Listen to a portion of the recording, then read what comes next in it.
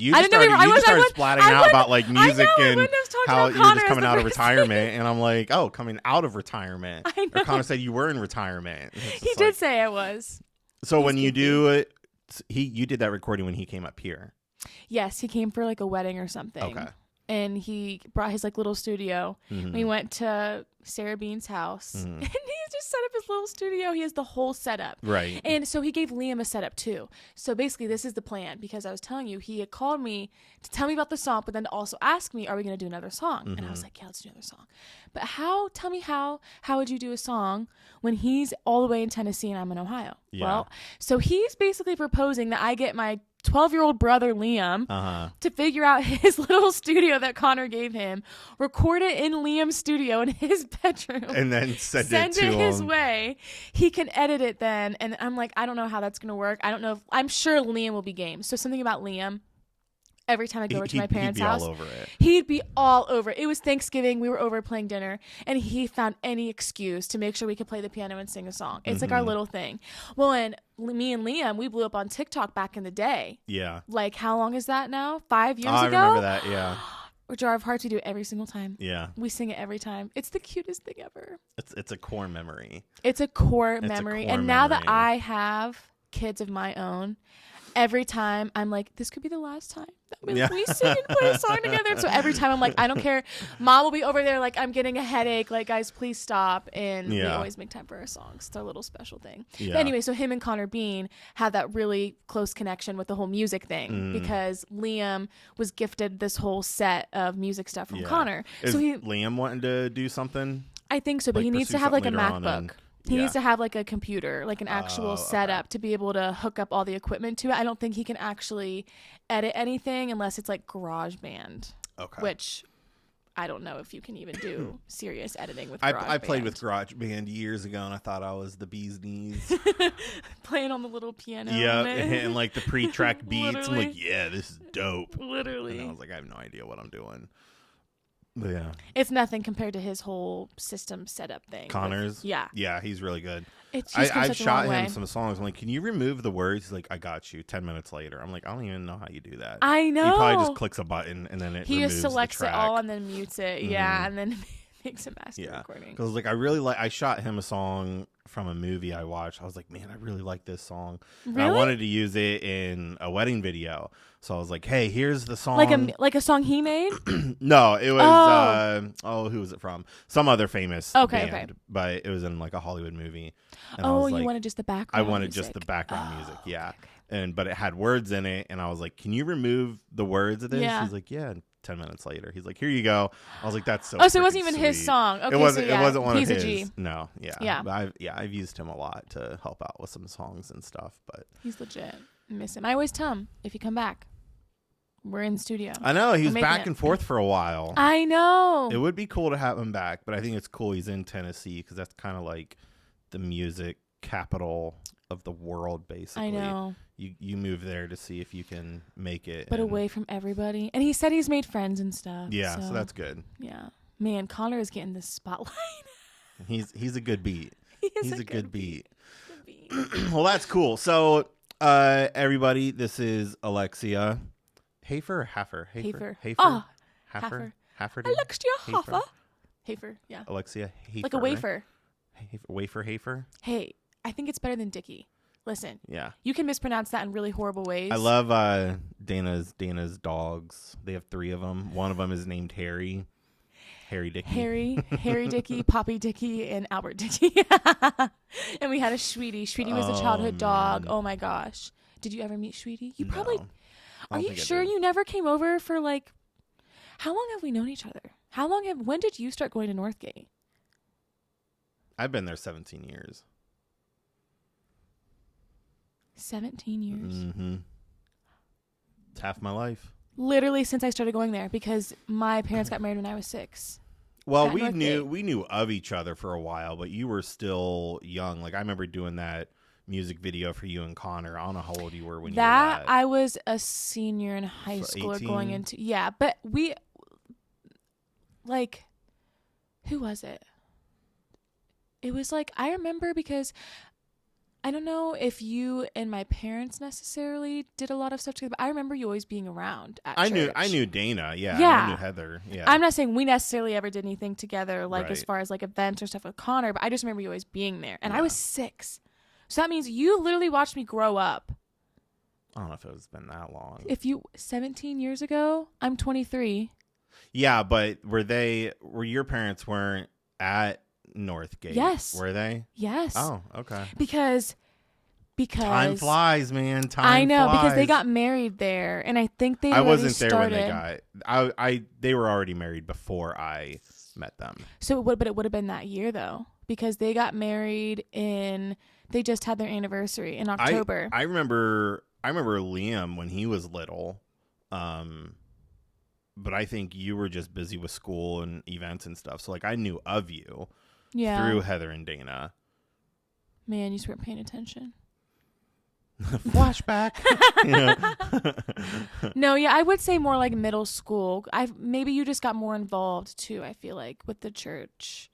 It's a time, as probably. time had gone on.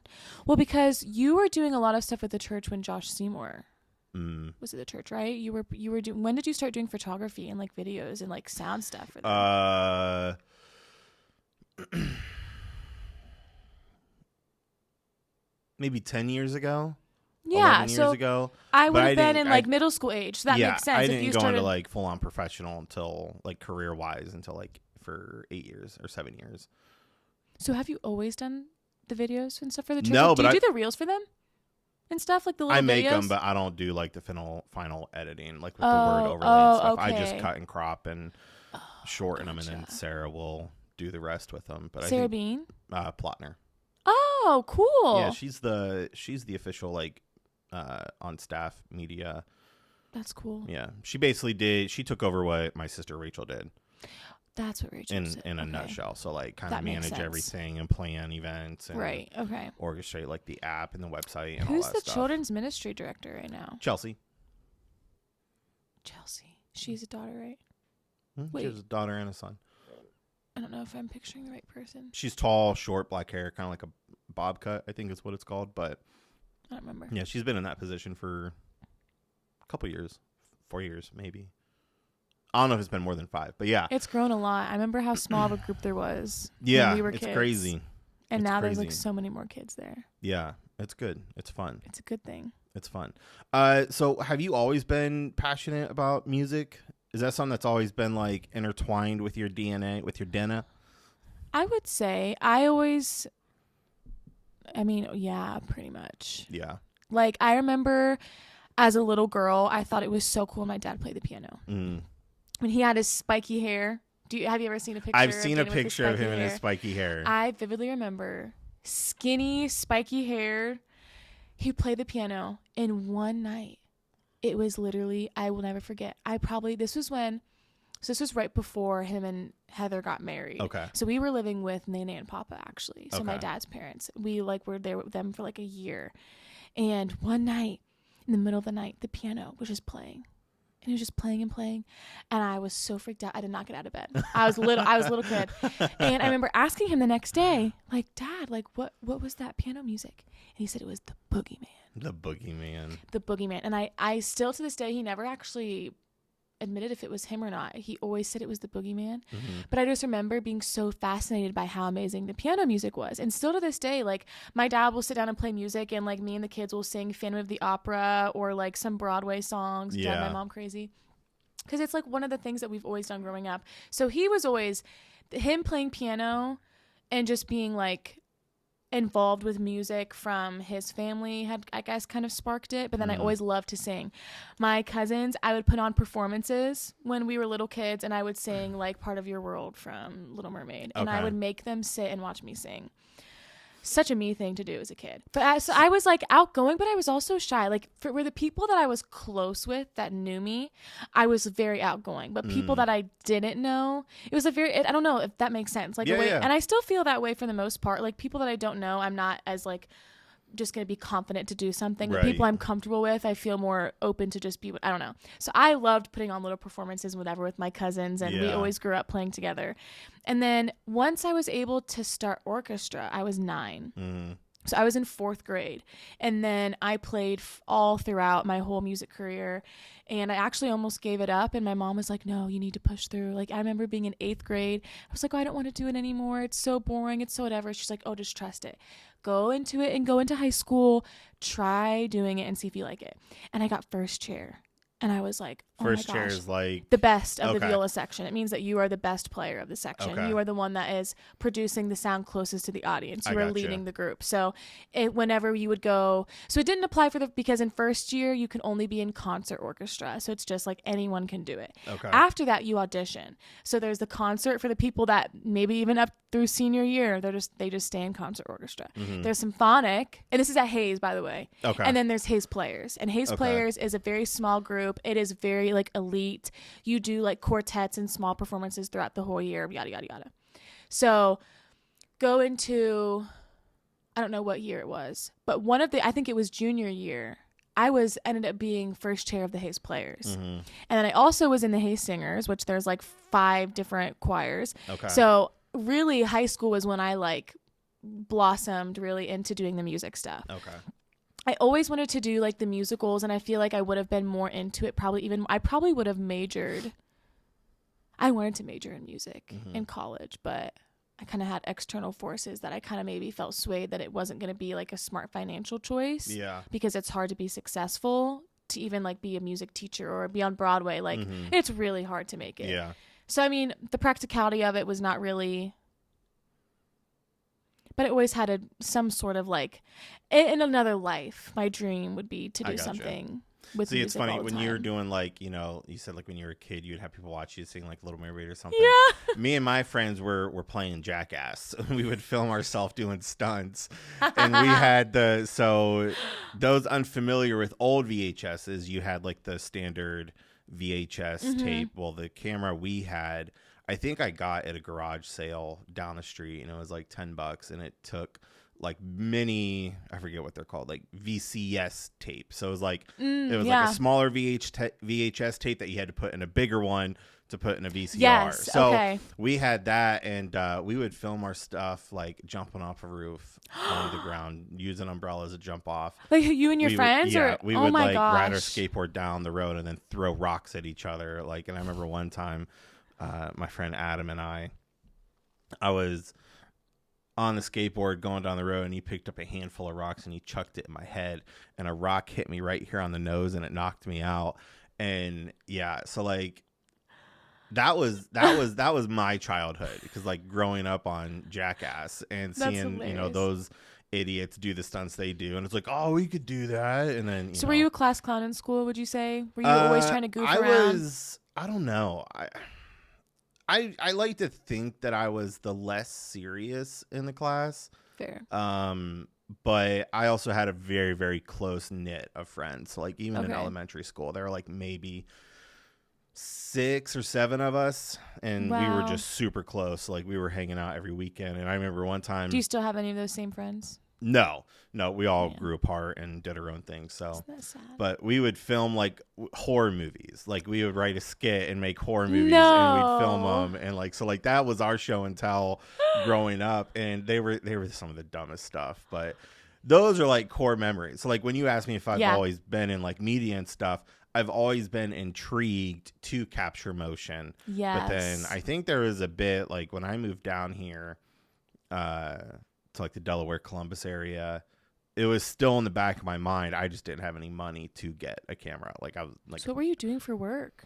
I've done a little bit of everything. I've done car detailing at Lindsay Honda in Reynoldsburg for a few years. And then after that, I went to landscaping, worked for a landscape company for a few years. And then I did factory work for a few years. And then I made and built tables and chairs and delivered them for a few years. Dang. And then that's when I did factory work.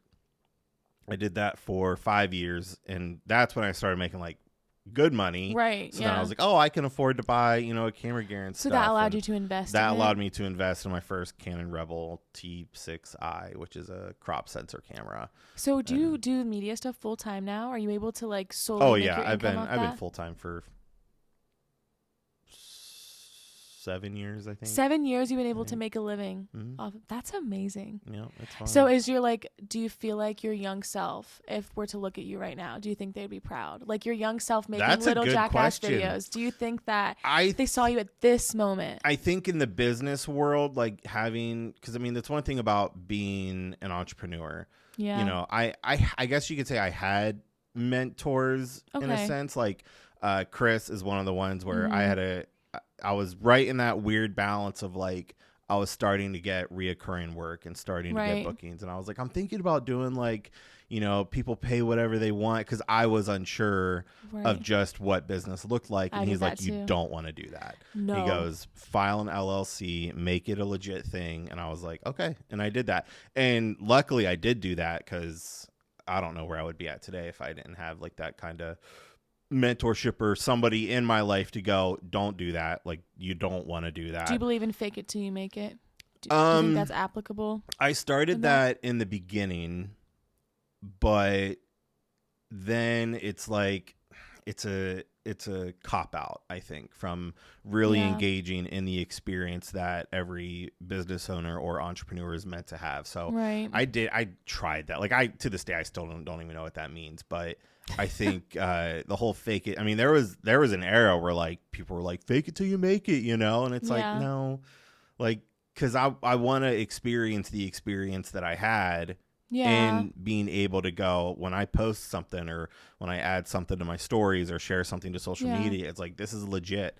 Like I busted my butt to get here. Well, I mean, in the sense of like, when you didn't know what you were doing, like for me in my cleaning business, like when I had to do a walkthrough for someone's house to give them a quote, I was scared out my butt. Oh yeah. So I use the fake it till you make it as like, go in there with confidence and act like you know what you're doing, in a sense. Not like giving off more than I have, but like giving off this sense of like, okay, I got this, like I can do this, like just act like you've done this before, like go in there with confidence and like more so. I didn't know if like you were able to use that I think confidence in doing what you're passionate about, if you will, is important. So like I don't look at that and go, oh, that's fake it till you make it. It's like, no, they obviously are intrigued by what you do, so just show up and get it done. Now, when I first started in like the wedding era, the wedding business, it was like, I am scared to the bone. Like, oh my God. But I've even learned throughout the years of covering weddings, it's like now you just show up and do what you know how to do, because like you've Is that your top thing that you do? Yeah, weddings are still my bread and butter. And then Content Creator Pro is everything except weddings. But being definitely in the wedding industry, it's taught me very high tense situations, because those moments happen once on a wedding day. So like if you miss the first kiss, you're screwed. Gosh, like have you ever made a big mistake like that on a wedding? No, luckily. I've had people walk in front of like one of my cameras for a first kiss or something, or for their ceremonial kiss, but that's why I always have like a B-roll camera rolling. Fair, so there's else. Always something I can pull from. And again, one of the biggest misconceptions of capturing a couple's wedding day is, yes, you want to highlight all the big moments, but it's the little moments that take up 90% of a wedding video that tell the story of their wedding day and share the excitement. So there's a lot more in post-production and editing something than just like those grand moments. Like, yes, they are important, but there's so much more absolutely a part of the wedding video. The little details is what makes it so special. And the little candid moments, I feel like those are my favorite, at least to see, is like the little moments that aren't planned and that are, and in the weddings, those are so sweet. They're those little tear jerkers. Yeah. And so like being in that industry, obviously it took probably a year to get like super confident. And even then, years later, I'm looking back and being like, Sam, you had no idea what you were talking about, but they hired you for a reason. They liked your work. They liked your personality. They liked what your edit style was. And even then that changes throughout the years and you just learn more. So like now, even with like pricing points, it's like, okay, what's that fine balance, which I'm sure you get into with navigating like pricing points and cleaning and stuff. And so it's like so hard. 2 years from now, even from a year from now, you'll look back and be like, I probably could have charged a little bit more there. Probably could have charged a little bit less here, just because you gain the experience. And, but yeah, that's one thing I love about business in general, is just gaining the experience. Like when I first started, So I was an LLC just so that I had the name protected with the state, Right. but I didn't save like any taxes. I didn't track like everything. And so when it was time to get like a bookkeeper, I was 3 years in, and I'm like, that was really scary for me, is finding like a CPA and a tax accountant and all that, because I'm like, man, what if I'm like literally screwed? Like I'm in the hole and I owe, if they backdate all these expenses. And so basically, my my accountant was like, hey, I met with them, did like their consultation, whatever. And they're like, okay, here's the information we need. And because I didn't separate my accounts from business to personal, like I didn't even have a business account yet with my bank. I was just collecting everything as personal. One, yeah. And so she was like, I need you to go back to this date. And it was like 3 years. I had to go through all my banking statements and make notes of every transaction that I had made for my wedding business and all equipment that I bought and stuff. And luckily it wasn't as stressful as I thought. Like they made the process really, really easy. But it was still very nerve wracking, like to go and backdate all of that stuff. And then, but it all worked out in the end. Now I'm so glad that I did, because I don't have to worry about that. I just get quarterly statements and I just review everything. Yes. And have a separate credit card for the business and separate banking for the business and just all the things. So it's important. Yeah. It's hard. It's so stressful. I think that's my biggest challenge. So like for you, right? Like for a photographer, people understand that part of the price, or for even like videos, you have to go and edit every single aspect of that. You have to spend a big piece of that work is not actually on the day of. Right. You know what I'm saying? Yep. With cleaning, it's actually very similar to that. Okay. And like, so I obviously, most people know I have a cleaning business, but in case it's not obvious Sweep and Shine. Sweep and Shine with Alexia. Yes. All natural. Anyway. So where was I going with that?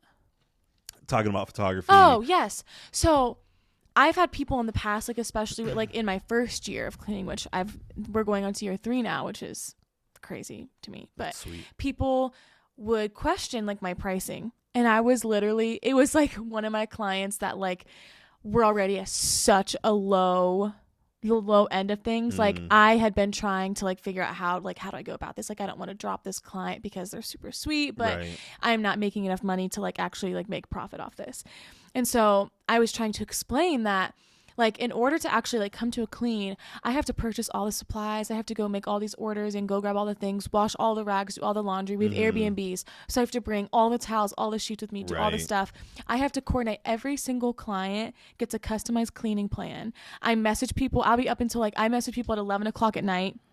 The cleaning plans, videos, pictures, doing the walkthroughs, like following up after. Like I try to go above and beyond for everybody and make sure that's like the best experience I can give. Right. But then people still question. It's like no one's going to question a painter coming in and charging $15,000 to paint your house because you know that. But then I say it's going to be $200 to clean your house, and you're like, "What?" Yeah. Well, I'm like, "I'm sorry, but you are not the client for me if you're gonna." So it's like there's some people that really do understand how much work truly goes into it, especially as like a small business. Like I'm not able to be in the office and send quotes all day and message people and do phone calls and all the things. Like I'm cleaning all day, and I have to find time around 3 to 4 cleans a day when I'm going to do A, B, C, D, E, F, G on my entire to-do list. And I'm OCD. So it's like those to-do lists are very tedious in order of the exact same. So it's, that is a big challenge for like the cleaning side of things, is getting people to understand you're actually showing up for the clean that may take 2 or 3 hours, but then I'm putting in this amount of hours just outside of that. Yes. And then on top of that, travel. So like I have a few clients like that live quite far from me, and I absolutely adore them, so it's worth it. But part of like what I have to factor into my price, if it's going to be a recurring service, is like, hey, I do have to travel 2 hours round trip to get to you. And people be like, what? It's like, well, if you really want my service this bad and you're reaching out to me because you've tried 10 other services and they're not working, and the only person you can find that fits what you want is an hour away, like you're going to have to pay more. It's not going to be the same price as someone who lives right down the road. And so I find myself sometimes frustrated having to explain that to people, because nobody else, like, you shouldn't have to explain to a client that wants you to film their wedding why it's going to be X amount of dollars. Yeah. Because they know of how much work goes into it. Right. For people in my industry, I think it's also because it's more of an up and coming thing. Like, having a cleaning business has been like the new hot and up and coming thing the past couple of years. Yeah. And I was lucky to start it right before the wave came in. Like, I got really lucky with the opportunity. I don't know. I think I told you, it was a kid that I went to high school with. We were in marching band together. And there was a time that we were so broke, like I didn't know how I was going to pay my rent. Mm-hmm. And as a last resort, I reached out in like a Facebook mom group. And I was like, I don't think I put myself as anonymous. I was like, hey, I'm just looking for resources. Like, we're just struggling right now. Like, I need to figure out how to like be able to like make some money and pay my bills. Mm-hmm. And this kid's mom, which I don't want to say her name in case she doesn't want to be outed, had been like, hey, I've been doing cleaning for like 11 years. I would love a helper. It's like my busy time. And this was like 3 years ago now. Okay. I say. Yeah. Because And so she had kind of taught me just a lot of she did natural products, and I was like, wow, like, I'm actually really good at this. I'd already had a huge passion for cleaning before. My grandpa's been with Melaleuca for like 35 years, so I grew up with like the all natural, non-tox like environment around cleaning, so I already knew how to use the products. I was super familiar. I had them for myself, and I was like, oh my gosh, I should do this. And honestly, before I started doing that, a client that she had brought me with, it was like a lady has a son with disability that lived with another kid with a disability. Okay. And they have like male caretakers, and they needed someone to clean their unit because there's not like a parent there. It's just like a bunch of guys in this house. Okay. So I've been doing that. This will be going on to the 3rd year that I've had. That was my first client. Okay. So I was working at Starbucks. I had just gotten a job at Starbucks right after this. I do remember that. Yes. And I had gotten a job as a shift lead, like going into it. I'd had barista experience before. I got really lucky and I didn't have to start as a barista. So that was my, just like how you had a job that like allowed you to make enough money, just enough to invest. That was my, and to make just enough money where I could invest in like getting a mop. And I used all my own personal stuff for the longest time, and I struggled. Like, I remember Trent looking at me and just being like, I'm trying so hard to support you, but like, I don't know how much longer we can try this. And I said, do you trust me? Like, just give me like 1 more month. Yeah. And I'd been at Starbucks in November. That's when I met Gracie. Okay. She had this is actually such a cool story. I actually love sharing it because it's awesome. She had just moved from Tennessee. Okay. And she had moved up here because her sister got pregnant. And her grandma had lived here. She had actually been in Ohio as a little girl, and they had kind of moved around a lot. And her mom has passed away when she was a teenager, and her dad still lives in Tennessee, but she doesn't have a lot of family holding her down there. So she moved up here to support her sister. She had transferred to the same Starbucks I had just got hired at. And like, my training day was like her training day. Okay. And I met her, and she had bumpy arms, the same way that I've had my whole entire life. And I looked at her and I said, oh, you're my bumpy arm soul sister. And from then we were like attached to the hip. She started coming over and hanging out. She met the whole family. She met Iris. Iris was still a little baby. I was still postpartum at this time too. Okay. So I was postpartum. Like, there's just we were going through a really rough patch. So I had gotten the cleaning in. I started at Starbucks, and I was like, okay, I'm going to get my life on track. Like, we're going to figure this out. Like, having a kid young was really hard on our family, plus 2 other kids that already were existing. Yeah. So 3 kids total. And I'm like, oh my gosh. So I'm doing the Starbucks thing. The lady that had brought me and kind of given me this into cleaning was like, hey, I have this client. She has a son. I can't take it on. Do you want it? I said yes. And that was my first client. And I still have that same client to this day, which I'm like so happy about because it's so special. And so I started doing that, and it was only once a month at first. And so I was doing that with Starbucks. Okay. And then I ended up being miserable with Starbucks. I was like, this is bull crap. They're having me do the job of like 4 different people for the price of 1. Yeah. And I was fed up with it. I was out of there. I said, see you later. Mm-hmm. So I still only had this 1 client. And this was in like the spring, like right around when my daughter turned 1. So this was like March. So then it was just Trent's income, and then we're back to like really struggling again. We were still struggling, like, don't get me wrong, but like now it's just like even worse. So then I had taken it upon myself to like, okay, what am I going to do at home? Like, I was just mentally not doing good working. So I had been crocheting. And so I'd been doing my little crochet thing too. I forgot about and I actually was making like $1,000 a month just off crocheting. Like, family members were buying like loveys. I put my all into it. I was crocheting like a full-time amount of hours a week, like nonstop while taking care of a baby. It's so hard. There is no sustainable way to make a living, because in order to charge, like if I wanted to sell one little stuffed animal, it'd be like $300. Oh, if yeah. I charge by how much I need to make an hour, Oh yeah. you can't sell it ethically. You can't. Right. But how you can make money is by selling patterns. So I was trying to do that, but it's just really hard. It's Okay. really hard. So one day I was like, you know what? Why don't I just post about trying to do cleaning? And I had kind of asked the lady that had kind of just, I love her. I text her all the time just being like, I'm so grateful for you, like helping me like spark this interest. But anywho, she had kind of helped me, direct me a little bit on how to start. And I made one post on the Nextdoor app. Have you heard of that? It's like a new up and coming app, and it's like strictly, it's not like Facebook where you post like familiar personal things. It's like a lot of networking stuff. Okay. So like a lot of people are posting their businesses, connecting with like other small, that kind of thing. Okay. So I made a post on there just being like really personable, doing the Alexia thing. Like, hi, I'm a young mom. I have a huge passion for cleaning. I am like looking to take on some new clients as I'm pursuing now from doing part-time into a more full-time thing. Okay. And I ended up booking like maybe 8 clients. Like I filled up my whole schedule, and I just was like, God is so good. That's cool. And it wasn't a lot of money at first, and it was really hard. So the fake it till you make it thing, I was like applying that in the sense of like, I didn't know what I was doing as far as being like a business owner, but I knew how to clean. I knew how to be personable. Right. So I was like, I'm just going to be me. I'm going to talk to these people. I'm just going to try to build relationships. So what I did at first was trying to be too personable with everybody. So then when I maybe couldn't service them as a client anymore, then I have this personal relationship that now I'm like, crap. So it was really hard for me at first to like not to set boundaries. Setting boundaries was hard. And then I was also a solo cleaner, and in that, like, I was a lot heavier at the time, so it was hard for me. I would be scrubbing and like my arm would be dead, and it was so hard. It was horrible. It was like, oh my gosh. And now it's like I can scrub for hours, and I've got like a big old muscle up in here, and it's great. Yeah. But like thinking back to that, it was so hard. And I just remember like it was so discouraging. Like I wasn't able to like just bring in enough clients. I didn't know how to advertise. I had nothing. I had no business template. I had no one to direct me. Like the lady that had been cleaning was strictly just a solo cleaner, networking with people, like just referrals. I was like, I want to have a business. So like my dad's a business owner. All of his siblings are business owners. Everyone does, it's in my genetics. It really is. Everyone does their own thing. DNA. It's in my DNA. It's in your DNA. Yeah. So I was like, I can do this. I can do this. So from August to December, I busted my butt, and I was able to, going into the new year, have a full-time income where we didn't need to rely on anyone else's income but that. And it just continued to kind of grow. So at that point, I had been cleaning for over a year at this point, but full time for like 6 to 8 months. And I was like, Gracie, I can't do it solo anymore.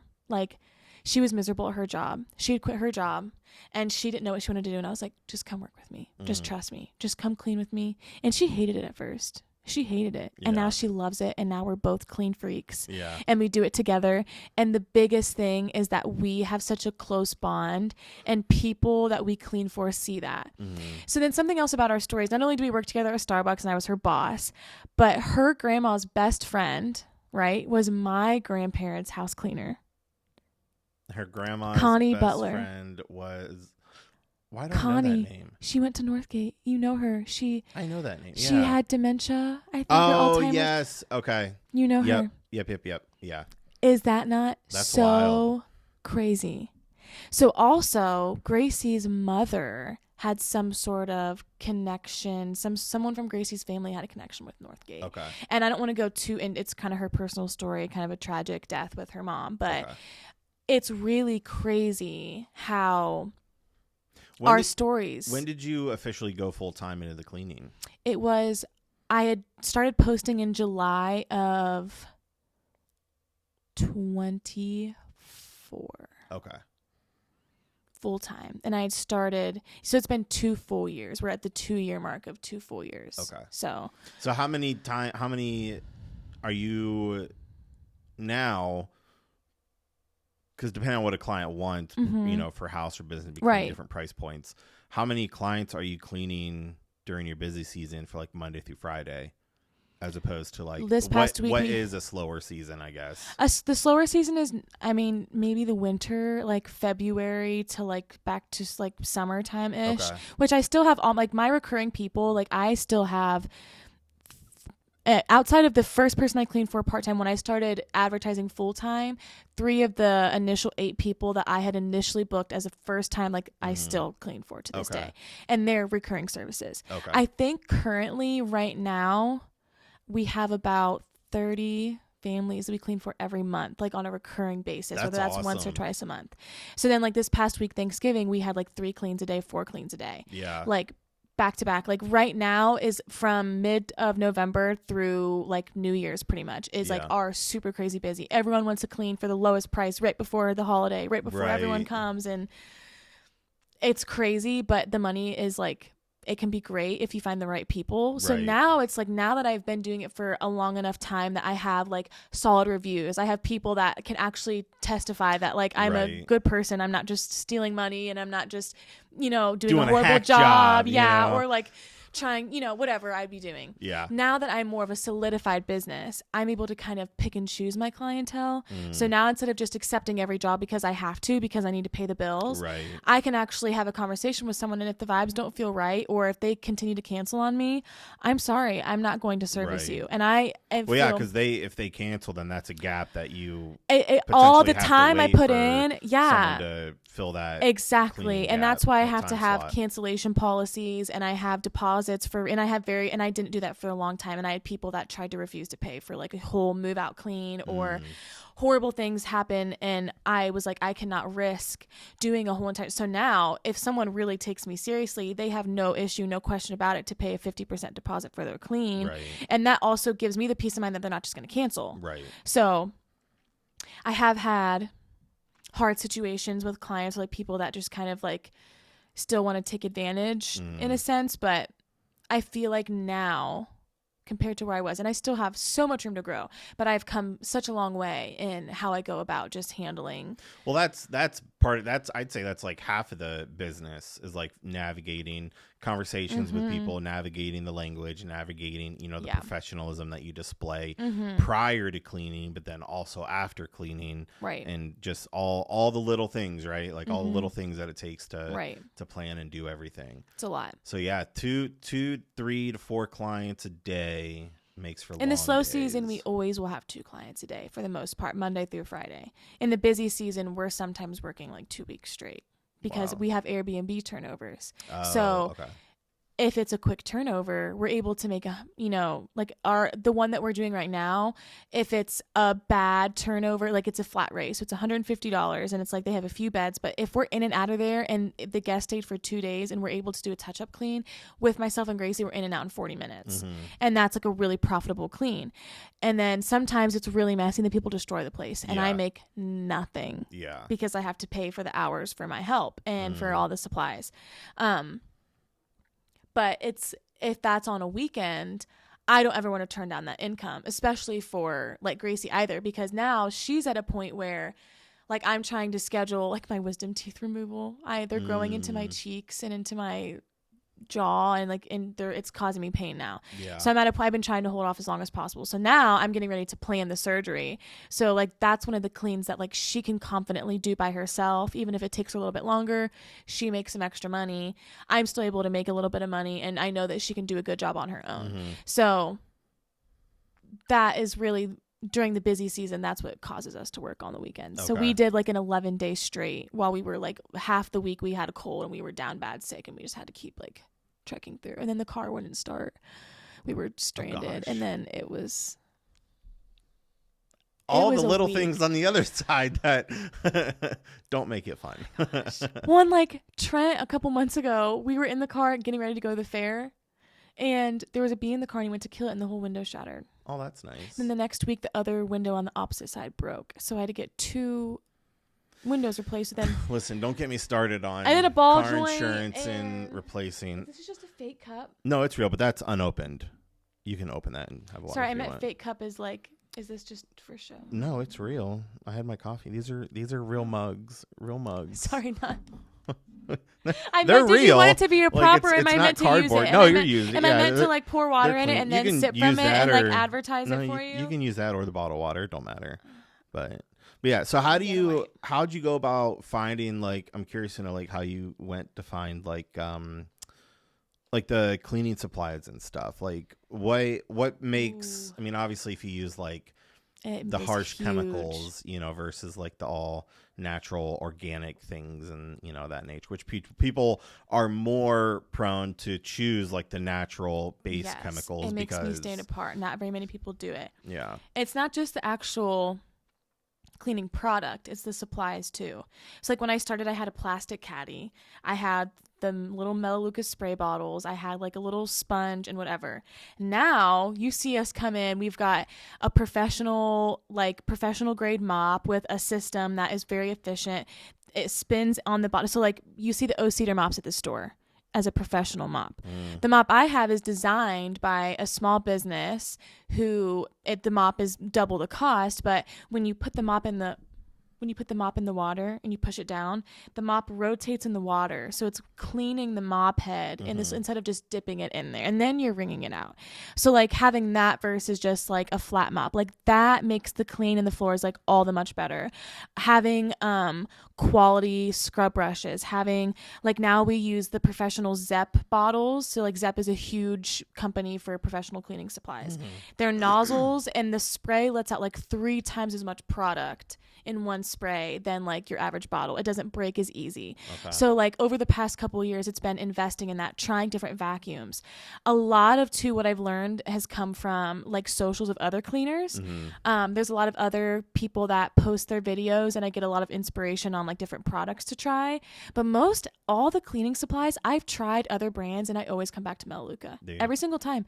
And other people, there's like this huge cleaning business page on Facebook and it's just like Cleaning Business Owners Unite or something, and it's got like thousands of people in it. And when people recommend cleaning products, I see Melaleuca all the time. 10 years ago, you wouldn't have seen other people recommending Melaleuca like that. I truly don't think. It has become so much more renowned now that social media is really taking over. And on top of the supplies and materials, everyone tells me that part of like the reason they pick me is not because of the natural products. It's because my social media is fire. And people tell me that's what they say. And I'm like, that is the best compliment that you can get, because not only am I busting my butt slanging the sparkle around these houses, but I put my all into like, I will take these snippets, and I am not a cinematographer. I'm not a professional. I have my iPhone 13 Pro Max and I'm going around with a busted microphone trying to take videos. And then I spend hours in my free time at bedtime when I should be like focusing on myself, putting these videos together. But it's worth it because when people see the effort that like I put in, the before and afters, people love. They love it. And now, you know, it's popular, like ASMR and like OCD cleaning. Like it's a whole aesthetic and a whole vibe. And so I'm just pleasing the people. And then also part of having a social media is having like a niche, having a group of people that you're like targeting towards. And I'm targeting the moms. As a mom myself, I would so easily just be like, if I had a whole group of people comparison, all these cleaning businesses, and you see them, you've seen the people post their advertisements. A lot of times I see people that are passionate about it, but they don't put the thought and the care into making sure there's no grammatic errors, making sure it's not just chat GPT'd an image and you actually go in and you fix it if you did generate something, and you make sure it's not like you like being careful about that when you message people, not just sending like a copy and paste text every time, being personable, like talking to people by their first name, not just seeing like, you know, like doing those little things, putting effort into the social media. People aren't doing that. And that's what I feel like is not just the natural cleaning, but like the amount of effort that goes into everything else. If people see the effort I put into that, they know that I'm putting the same effort and care into their home because they see that I'm passionate about it. And I think that people need more passion, more energy. They do. They really do. And passion, fire. literally. And honestly, and I tell Gracie this, she's going to laugh when she sees this. Attitude is everything.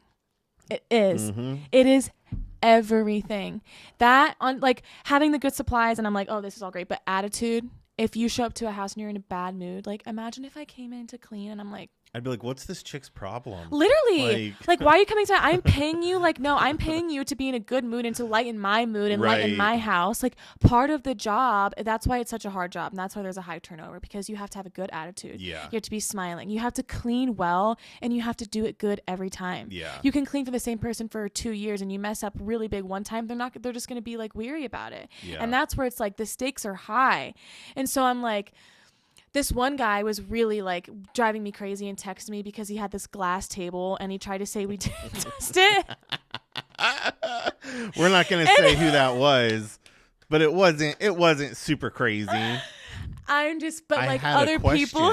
It's me. She's talking about me. I had a question because I just had a question. It's that black glass, man. It's that the black furniture. If you're a cleaner, you know. The black furniture is the worst. It is the worst ever. It's the death of me. Honestly, though, if I had to pick something, that's my least favorite thing to clean. It's got to be those dang stovetops. I can't stand them. Yeah. Oh my gosh. You've seen mine at its worst before. Yeah. This one guy left all his Thanksgiving mess for me to clean up when I came one time, left all his dishes, and I was like, that was me. That was me. And I cleaned him up and I didn't complain a single word. That's right. But anyone else, I would have been like, hey, yo, dishes are included in your service. I'll pay extra. But I don't expect but it. Yeah, no. And I had told you prior, I said, listen, the kitchen is priority when you come to clean because it's been a madhouse for the past 3 days. Like, I was cooking for Friendsgiving. I was prepping things for Thanksgiving. Like, Friendsgiving, there were like 30 people there. In here? No, at my friend's house. Oh, I was like, you had everything. But I was cooking like the main meat. Everyone would be standing shoulder to shoulder. It'd be a little bouncy party. I did. In that tiny kitchen. It was. Oh, how do you do it? Do you get frustrated? I would literally start crashing out. With no counter space. That table was the biggest move you could have made, though. Oh, that yeah. was I so love that nice. table. Now you can just like slide it over if you need and have like a whole little workspace. Yeah. The kitchen works. I mean, I use what I got. But like a dream kitchen would be to like have 6 stovetops and have like a center stove as well. How do you feel about your sister's kitchen? I like it. Yeah. It's big and spacey. I like how big and spacey it is. But the microwave. My thing is like when I get a house, like my biggest investment will be the kitchen. The kitchen. It won't be a basement. It won't be the bedroom. That's where you're going to be. It'll be the kitchen. Yeah. As it should be. That's where I spend a lot of time in. I mean, every day I'm in there cooking. So you cook more than you would do takeout, you say? Oh, yeah. Yeah. What's your favorite thing to cook for yourself? That's a good question. If you could cook, like if you had a big kitchen, if you had your dream kitchen, how about this question? If you had your dream kitchen, what would be the first thing that you would chef up for yourself? I would probably try a beef Wellington. I've seen the videos of that where you like wrap it up and you like. Yeah, I would do a beef Wellington. And what is that? What kind of meat is that? Obviously beef, but what kind of cut is it? It's not. What kind of beef is that? It's like a round. The loaf. Oh, what's it called? It's not. I don't know. I'm drawing a blank. What kind of meat do you use for a beef Wellington? Round eye of round. It's not skirt. Beef tenderloin is the cut of meat of beef. Yeah, so beef Wellington would be a fun one. But I also enjoy smoking too. So I would invest in like a really nice patio, a really nice deck, get like a Traeger or an egg smoker and smoke meat a lot. But yeah, I did Gouda steak bites, which were really good. So like I got a loaf of baguette bread, sliced them up 1/4 inch. Then I cooked the steak to medium rare, took it off, let it sit, crispied the baguettes in the steak sauce that was in the cast iron. In the steak sauce and with I sliced Gouda? the steak, put fresh Gouda cheese on it, melted it, put the steak on, did a mild Tahiti like picante sauce, and then with like fresh sliced onion and parsley flakes, and it was really good. Have you ever thought about having a cooking show?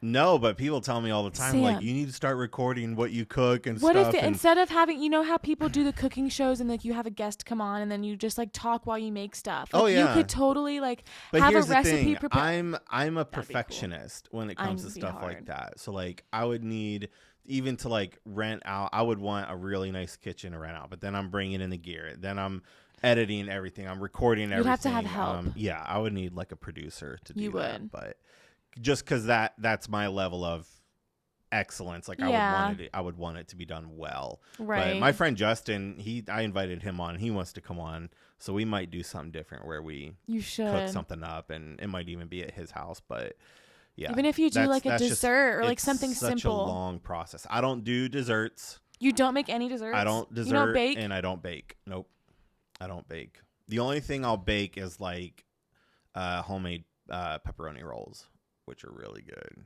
Pepperoni rolls. You want to know how to make the best pepperoni rolls? How is it, like in a Hawaiian roll? No, I use a 18-inch cast iron skillet. I'll put extra oil in it, and I'll smear butter on the cast iron. Yeah, thank you. berriesdon'tfly.com. But I'll get dough. I'll spread the dough out like a pizza, and I'll put pepperoni in it, and then cheese if you want it. Like a big old piece of dough? Like, yeah, kind of like you make it kind of like you're making a pizza. Like a stromboli? Yeah, but then you put everything on, and you roll it, add more, roll it, add more, and then you just cut slices, but then you put it in the cast iron without oil sitting on the bottom, and you put it in your oven, and you cook it at like 350 for 15, 17 minutes. And then, but what happens is that undercrust gets like, it's crispy, but it's like a gooey crisp. It's the best thing ever. So it's like a stromboli, but like a cinnamon roll instead of it being like cooked in a whole roll. Yeah, it's like a pizza roll / it's in the shape of a cinnamon roll, but it's a pizza roll, and it flours out. The top flours out like a rose, like from like the pepperoni and cheese. Oh, that sounds really bussin'. I'm so hungry right now. Really good. I've been wanting to make them, but anytime I go to the store, it's like, do I want to make this? Because anything I cook is a process. Do you cook any like Asian cuisine or like other ethnic cuisines? There's a lot of Asian style flavors. Like you can get roasted garlic sauce, which is about $10 for a little jar. Yeah, but it's very high in potency. But it's very good to mix in with like you can mix it with ramen, and it'll dramatically increase the flavor. Do you like udon? Have you ever had it? Mm-mm. Have you been to the Yokai ramen place? I have, and I love that place. You have to try the udon. It is that one of their appetizers? No, it's like you get the udon noodles instead of like the ramen, or they have like an udon plate basically. So like, the ramen noodles are like thinner. The udon noodles are thicker, and they're almost a little bit more chewy. Okay. And the sauce that comes with it is like a sticky brown sauce. Really I literally told me and Trent have been planning to go on a date night, and he doesn't even really like it, and I've been begging him. I said, please, because when you go, so we've DoorDashed it before, like a lot recently. Like it's so bad, like because I get done working all day, and Trent's been with the kids, and it's like a lot of times like we do like a cheat night where we get to DoorDash once a week, and so we had DoorDashed from the Yokai place, and the serving is half of what they give you in the actual, if you go in person. Okay. And so Gracie and I had went one time, and the reason I knew that is because I had eaten over half my thing, and I filled up a whole takeout container, and what they send in the DoorDash is a takeout container full. And I said, this is a scam. I said, they're only giving you a portion. Not that I need that much, but I like to have it as leftovers for a whole other meal, or like bring it with me to work, because it's so hard to pack. Really good. It's so bussin'. You can also get another liquid that just like standard fish oil. Like you can mix that with if you do any stir fry. Just put a couple drops of fish oil in there. Does it make it taste fishy? No, it's like salt. I have to do bolds the flavor like crazy. I love stir fry. That sounds bussin'. Yeah, it's really good. Where do you get it? Just like from Kroger? You can go to like the ethnic aisle. Yeah, they typically have it, or you can go to like a real authentic Japanese store and get it there. But there's so good. People are surprised. They would be surprised if they knew just like how one ingredient can dramatically change the flavor of something. Thing. Yeah, it's like when I made the steak bites, it's like if I didn't add the smoked Gouda cheddar on there, it wouldn't have had just like that smoky, meaty, like it literally tasted like it just came out of a fire roasted oven. Like it was really good. Do you use soy sauce, or have you ever tried cocoa aminos before? I use soy sauce quite a bit. So cocoa aminos is like, it's like a coconut oil base instead of soy, because I guess like the soy part is like what can be bad for you and overuse, I guess. But it's got got a teeny bit of sweetness to it, not where you can taste it like when you add it into like a stir fry or something, but it has like less than half of the sodium intake, but it still is salty enough. Yeah. So that is like one of my favorites because I can use it in like so many different types of dishes, and I don't feel like it's because I like to pour heavy with all my spices and my seasonings and so then I always overdo it with the soy sauce, always, and then I just feel like it's just kind of got too much of that pungent, the cocoa aminos or however you say it. I could be a cocoa, whatever it is so good. You have to try it as a substitute. Good. I know. So like I think it was either the beginning of this year or the end of last year, I started making my own spices. Really? You'll see like the big jars that are hanging on my door. Those are all homemade spices. Oh my gosh. I did a really good like heaty Italian spice that was really good on chicken and like spicy, steak and meats, but yeah, I love a good kick. But I also made a blend of herbs that had it was the craziest thing because you would take a bite, you would feel the heat, and then the heat was gone. Like it only lasted for a few seconds. It was the most probably amazing the best thing ever. kind. Yeah, because the lingering heat. There's like this much left of it, and I only use it for special occasions. Do you really? I don't remember how I made it. I never wrote down what I put in it and shook it up. It was just like, this is freaking amazing. The most epic. You have to like separate it and like weigh it out. You do, yeah, yeah. But yeah, and then I just ordered. It's not avocado oil. It's some other oil, but it's made for high heat. So like there's no smoke because like a lot of my old pans are older. So like if I don't prep it carefully, right, I'll throw a steak on there or chicken and it just instantly starts smoking if I don't prep the pan right. And I got high heat oil, which can go up to like 600 degrees or 535 degrees, which is really hot for a skillet. Right. But having that oil will help not be as like smoky, like when you do steaks and stuff. You can get like high heat butter to where the butter won't brown. So like if you ever do a steak, and even in a cast iron too or a regular skillet, you can buy specific butters that won't brown. Once the steak's in there, it'll stay that creamy yellowy color. Okay. Which just betters the flavor of things. So there's a whole science to cooking things well, and that's why I don't eat out a lot. Fair. Because I'll go to a restaurant and I'll look at this $35 meal and the steak won't be cooked right or the burger won't be good. I refuse to eat steak ever. It's like, this isn't worth it to me. Like for $35, I can go get a ribeye and cook it at home, and I could probably get 2 ribeyes, and I know it's going to taste dramatically better. Do you make pot roast ever? I'm not a huge fan of pot roast. So I wasn't either. And I think chuck roast. That's a chuck roast. Well, it's made with chuck roast. Well, so I wasn't either because it would always get so dry. And I learned this hack because my husband's favorite, Trent's favorite, like stew is pot roast, which is just the chuck roast. Most of the time it's just got carrots, and then either we'll do like mashed potatoes or potatoes in it. I do mashed potatoes because it's bougie. And if I'm going to eat a starch like that, I might as well have it all buttery and creamy than like a block of it that's all warm. Like I just would rather not have a warm stewy potato. I'd rather have mashed potato. Yeah. So I had learned, and it changed the game, and I taught my dad it too, and he was like, oh my gosh, Lex, you're right. And I was like, yes, like I taught my dad a cooking trick. So people will do the pot roast, right? And they'll take the chuck and just put it straight in the crock pot. And they'll add their beef broth, and they'll add their like garlic and onion and carrots, whatever, and then just cook it. Well, if you take the roast and you like dry it and put the salt and pepper and actually sear it for like 5 minutes on each side, it locks the flavor in and makes it so much more juicy. I've never had never had a dry roast since I've started doing that. And when it's done and you have the oils on the pan still, right? Like I do my onion and my garlic, whatever. But then you deglaze it with Worcestershire sauce. Boy, you pour heavy on that, pop it in with the crock pot with all the goodies in there and all the seasonings. It is the most fire bussin' stew I've ever eaten in mine.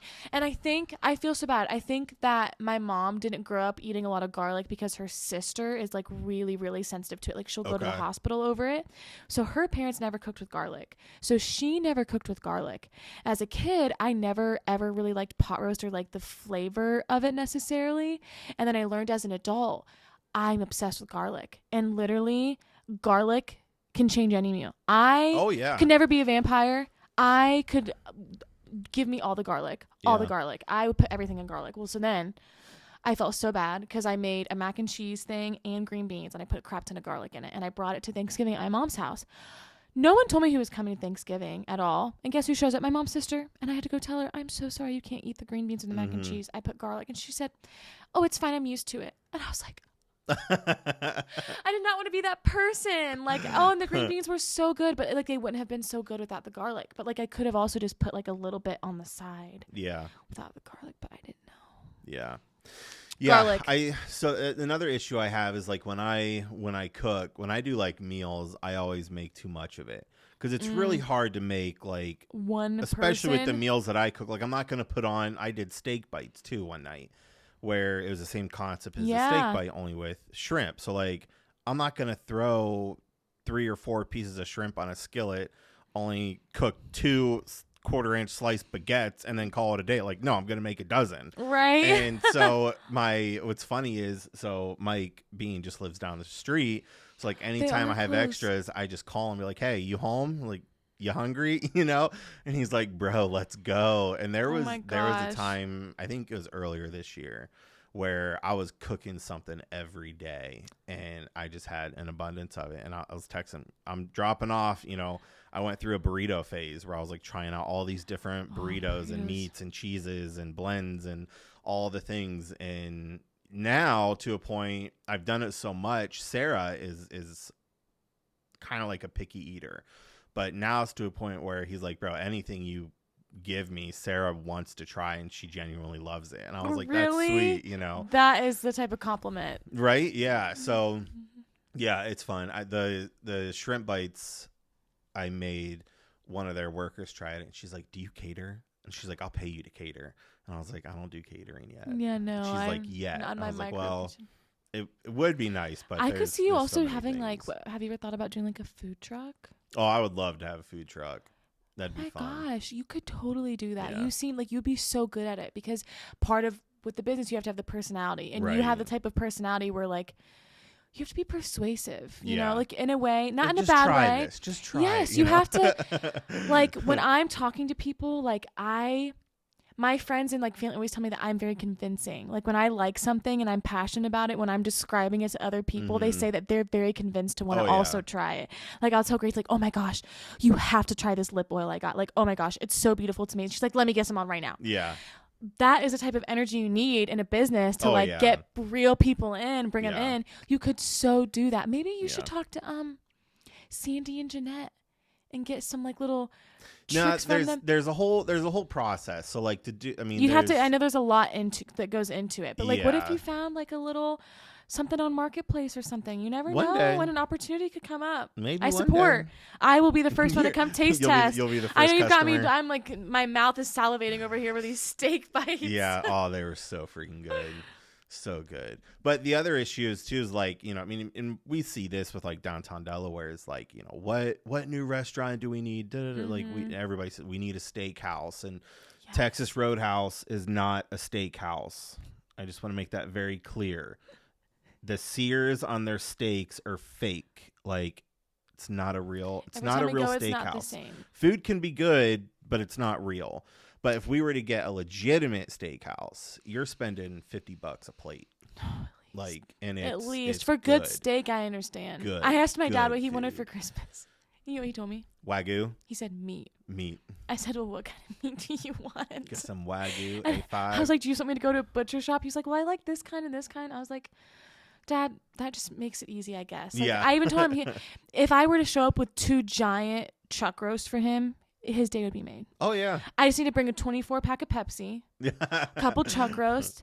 If I could find some Girl Scout cookies to put in there, his day would be made. That'd be it. Yeah. Now, have you ever made like the 5-star Michelin potatoes? No. Do you want to know how to make those? Yes. They're really good. Like from what place? Like if it's from a restaurant? Like 5-star Michelin. Like it's their type of potatoes? Like, so 5-star Michelin is the rating category that'll give restaurants. So 5-star is like pristine in the world. So like these are type of food. These pristine potatoes? These are the most pristine potatoes you will ever make. So you take regular brown potatoes, peel the skin off, slice them up into just little chunks. Mm-hmm. Put them in a pot, boil them till they're soft. Okay. Yep, like 1-inch chunks of the potatoes. Okay. Put them in the boiling water. Spray some salt in the water so it gives it more flavor. Right. And it cooks faster. Yeah. Always drop your potatoes. If you're not putting salt in your water, you need to start doing it. Yeah, always with anything. But then you take the potatoes out once they're soft. Save some of the potato water. Right. For the starchy thickness. Yes. Anytime you cook noodles, save some of the noodle water. But then once you drain the potatoes, you take a really thin threaded strainer and you put the potatoes in there and you mash them up. But then you take a scraper and you scrape the potatoes, or you rice the potatoes. I'm sorry. You rice the potatoes and then put them in the strainer and you push the potatoes through a really fine grated strainer, and it creates, and you add your butter, and then you can add some of the potato water and kind of like mix it up. It'll create the softest, most fluffiest. Is it like a mashed potato type of thing? It's like a mashed potato, but it is so light. It completely what do you changes mix with it? The entire Nothing? Texture. I mean, salt, pepper, just still salt, butter. pepper. Because normally, like, when I do mashed potatoes, I'll do sour cream, butter, and some sort of dairy or like milk or you could add any of that. But just the process of it. They're like as light as a cloud. Like they're just super. I mean, clouds are scientifically really heavy, but the texture of it. It's just super light. Like you don't, because typically when you eat potatoes, I'm never gonna want to make them different. Like you feel that weight. Like, oh my god, these are so heavy. Yes. But with these, you just don't feel it. So you just have to boil them in smaller chunks, and then you rice them. How do you rice them? So ricing potatoes is like it's like a clamp, and rice it through. They come out they look like noodles. I know what you're talking about. Okay. I know what you're talking about. Then you put those in a fine strainer, and then you take a scraper and you push them through the like strainer. And then you add the stuff to what's comes through the strainer. Okay. Very good. Oh my gosh. I'm about to run to the store and get some potatoes after this. It'll change your life. Try. I'm gonna have to get one of those little fancy machines to. It's good. Listen, that's why there's a process. You're giving yourself like a little facelift. That's why you do that. I know. That's why everyone's seeing the glam. That's why. That's why I told you before you came over. I was like, the kitchen is a priority. I know. It's just a lot of work. Like when I get in the mood for cooking, it's game over. Game over. I feel you. I was going to say something that was like, what's your favorite meal? My favorite meal? What's your death row meal? Have you ever seen those? I've heard of it. As like the video where people ask. Like your last meal. Oh, where you get the last. Yeah. I don't know. What would you get? It's so hard because I change. I go through phases and like waves of what I really like. Like I've gone through my. So you're not at a phase in your life yet where you know what you would want. It could be 50 things. In this moment, it's a death row meal. In this moment, you better give me some of those udon noodles. Mm-hmm. And the thing that I always, it's so weird. One of my favorite meals. It's so simple. Is a grilled cheese in tomato soup. A good grilled cheese with there's this tomato soup. It's an organic. How do you make your grilled cheese? What do you mean? How do I make my grilled cheese? There's a way to make grilled cheese. Well, I butter my bread. I'm just saying. And I put the cheese on the bread. Well, I can get the bread all toasty. I got the cheese, and I normally put meat on mine. I put like some ham or some. Oh, okay. Like some turkey. I make it more of like a toasted sandwich. Okay. And no American cheese, of course. Okay. And then I have another piece of bread that also has butter on it. I prefer sourdough bread. So you do just standard. Just a standard basic grilled cheese. Like this is for this is my like go-to quick meal. This wouldn't be my death row meal, but this is why I say if I needed a quick like my favorite go-to, and I don't eat it a lot actually, probably because I don't eat it enough. I really like it. But there's this roasted red pepper organic tomato soup that you can get, and you don't have to add anything to it. It is so unbelievably good, but I can only eat it with the grilled cheese. Have you ever had fire roasted tomatoes? I have, like in a tomato soup. Mm-hmm. I think so. There's this brand that has a bunch of different ones. It's an organic brand, and it's not homemade. I would love to make like an actual homemade tomato soup, but the roasted red pepper, I get very bad. I have gallstones, and I get stomach acid problems. Okay. So I don't really like to do a lot of red sauce. Like if I make pasta, I prefer to do a white sauce, but then because I have the gallstones, I have to be careful about fat. So sometimes I have to do like a healthier alternative to like a sauce, but I would love to make a homemade like tomato sauce, but I really steer away from the acidity. Which is why the roasted red pepper is like chef's kiss. It's so good. Yeah. For death row, I guess udon noodles, and my final answer would be, Mom, your chicken enchiladas. I still don't have the recipe to. This creamy chicken. I love a good chicken enchilada. Bussin' enchilada with this it's this sauce that is like, she would pack them for me, and no one else in the family would like them. Because, so every year for our birthday, she would let us pick whatever we want for dinner. Mm-hmm. So now I do that with my kids, too. And every time on their birthday, it's like, what do you want for dinner? I'll make you whatever you want. Yeah. And also a dessert. And then we pick out a birthday cereal for breakfast. Okay. So we'd get to pick the whole whatever we're eating for the day. And so for a few years in a row, I'd ask her to make the chicken enchiladas. And for a kid, guess what else? I asked for grilled cheese and tomato soup. I was a little weirdo. Mm-hmm. I love me some cheese. No wonder I have gallstones. But, she would make them and no one else would eat them. So for the next 3 days at school, I'd get to bring 2 enchiladas with me for my lunch, and it would be just as good warmed up. And it was like, oh my gosh, this is the best ever. So if I was dying, which I hope I would not be on death row, but if I was on my deathbed, it's your death row meal. That's the whole. If I could have my mom make me one last meal, it would be probably chicken enchiladas. Okay. Only because it's so rare that I get it that I think I want it more because it's such a rare commodity. Okay. Yeah. What would your death row meal be? Jet's deep dish pizza, pepperoni and cheese with so feta. With feta on it? Have you ever had feta on pepper or feta cheese on? No, but I've had feta from Agape before. I love Jet's deep dish pizza. Next time you order pizza, get the feta on just ask him to do half in case you don't like it. Okay. But have the crumbled, right? Yep, have him crumble some feta cheese on there. It's so good. It just elevates. It sounds like pizza. You love some cheese too. Yeah, I love good cheese. Good cheese. But yeah, Jet's deep dish pizza, pepperoni and cheese with feta. I would ask for a chocolate mousse pie. I would get a blueberry mojito. Ooh, that also sounds with mint in it too. Yeah. Oh, yep. Yeah. I would do a shot or 2 of Angel's Envy bourbon. And wow, you already what know. Else would I get? Angel's I'd probably get like a steak cooked medium rare. Well, if we're doing drinks too, I would get me a large fountain Coke from McDonald's. Yeah. Nothing can bust down to a crisp. Wow, we have totally different meals. Yeah. We'd want. Man, I didn't think about. I mean, it's your death row meal. Like you gotta. I'd want me some. You gotta think about dessert. Like this is the last meal. These are the last things you're gonna taste. Do they really do that for people? Oh yeah, yeah. When you're on death row.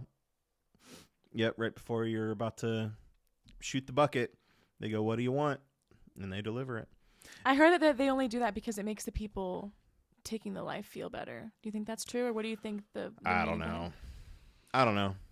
I mean, I'm hit or miss on the whole Me too. death row thing. We talked because my friends and I talked about it whenever they were talking about whoever had shot Charlie Kirk potentially being on death row. Mm-hmm. And it sparked up a conversation between my friends and I about man, would you say yes to vote for him to be on death row? And it really makes you think. Well, it's a man's life too. There's a guy, I think in Mississippi, where firing squad is legal, and he chose firing squad. So he'll stand there and people will shoot him, and that'll be his death. I don't know if it's one person or 5 people. I don't know. But there's a state in the U.S. that it's legal, and that's what he requested, I believe, is what I saw. Shot. What are the other options even? Probably an electric chair still, right? No, electric chair's they out. Don't do that? They do needle injections now. Oh, just like a deathly poison. Mm-hmm. Yeah, it just stops the heart. Probably to kill. That's how they do it with dogs. They put dogs down. Yeah. So they're just euthanizing humans. Yeah, it's crazy. I mean, if you take another life, though, this was where it's who are we to take someone's life because they took someone's life, because then we're taking a life. Mm-hmm. But at the same time, it's do they deserve to live because they took a life? It's so hard. If you were to really and then it comes down to well, what would Jesus do? Mm-hmm. Jesus wouldn't just. Well, I mean, Would there's a lot of speculation too. Like, you know, I remember years ago, gosh, how old was I? Like maybe 19 or 20, and I went and visited a prison. Really? And it was like a ministry thing. Like you go there, you go through all the security checks, and then you go meet these inmates. And it was kind of like, I don't know if it was kind of like a concert, maybe like a praise and worship thing. But you have 80 convicts. Some of them are convicted killers, murderers, robbers, you know, people who just hit a really bad part of life. But then you're in this room with them and you're talking with them, you're conversing with them, you're having a conversation with them, and they're sharing their story. And so that's where I get like caught in the mix of things, because I've seen people be transformed when they are surrounded by mentors who actually want the best for them, and they're not just going to use them. Right. So there's this whole thing. And I think that's one of the first thoughts I always have is like when people are for like, oh, kill him, you know, put him in the death chair and all that. And it's like, but we tend to forget that there's also this other side of humanity. I think it's more of a punishment to have to rot in jail for the rest of your life than to just get an easy way out. In my opinion, I feel like if someone is going to choose to not turn their life around, like say it's the person that doesn't turn, you know, I feel like having to rot in prison, that is like a form of punishment. Your life away, literally, you know. But you have to actually sit there and live through the misery of it instead of just getting it taken away in an instant. But then there's the people that are also on the other side are saying, well, there's people that still escape prison, and there's people that, but then they just die, because then it's like, well, now if you get caught on the run, a cop could shoot you because you're not complying, and that's that's a whole we just went real heavy on this. I know, man. We don't want anyone to die. I started it because of the death row. I know, you really did. What would your last meal be? It had me thinking about it. It's like, man. Anyway, let's change gears. All right. So cleaning business, you started, you know, passion in music, and do you play any instruments? I haven't played viola in a while, and I can play some piano. But viola, I used to play on the worship team and stuff at like church. I used to play viola. Yeah. I played. I think it was like 11 years. Okay. But my strings are broken, and Liam has it. Liam plays with it. Okay. But. All right. So music. Yeah. Cleaning business. What's next for Sweep and Shine? Like, what are some goals that you have with it? This next year, or where would you like to take it?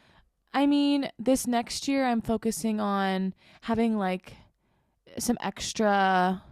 Well, because my goal is to have a whole woman crew. Obviously, unless like my husband decides he wants to help, he's the exception because he's hubby and, you know, whatever he can. We've thought about him maybe advertising some sort of other services like power washing or doing something else like in the future once Iris is able to get into preschool and he's, you know, not one person's tied to always be at home with her.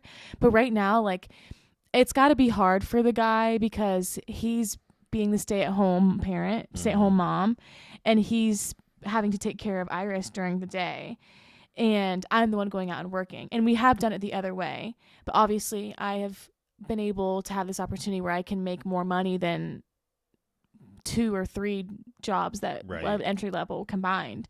So it's been hard for him to feel like he's not contributing when in reality, like if he wasn't there to be at home and be my support and do the things I need him to do at home and take care of Iris, I wouldn't be able to be as successful.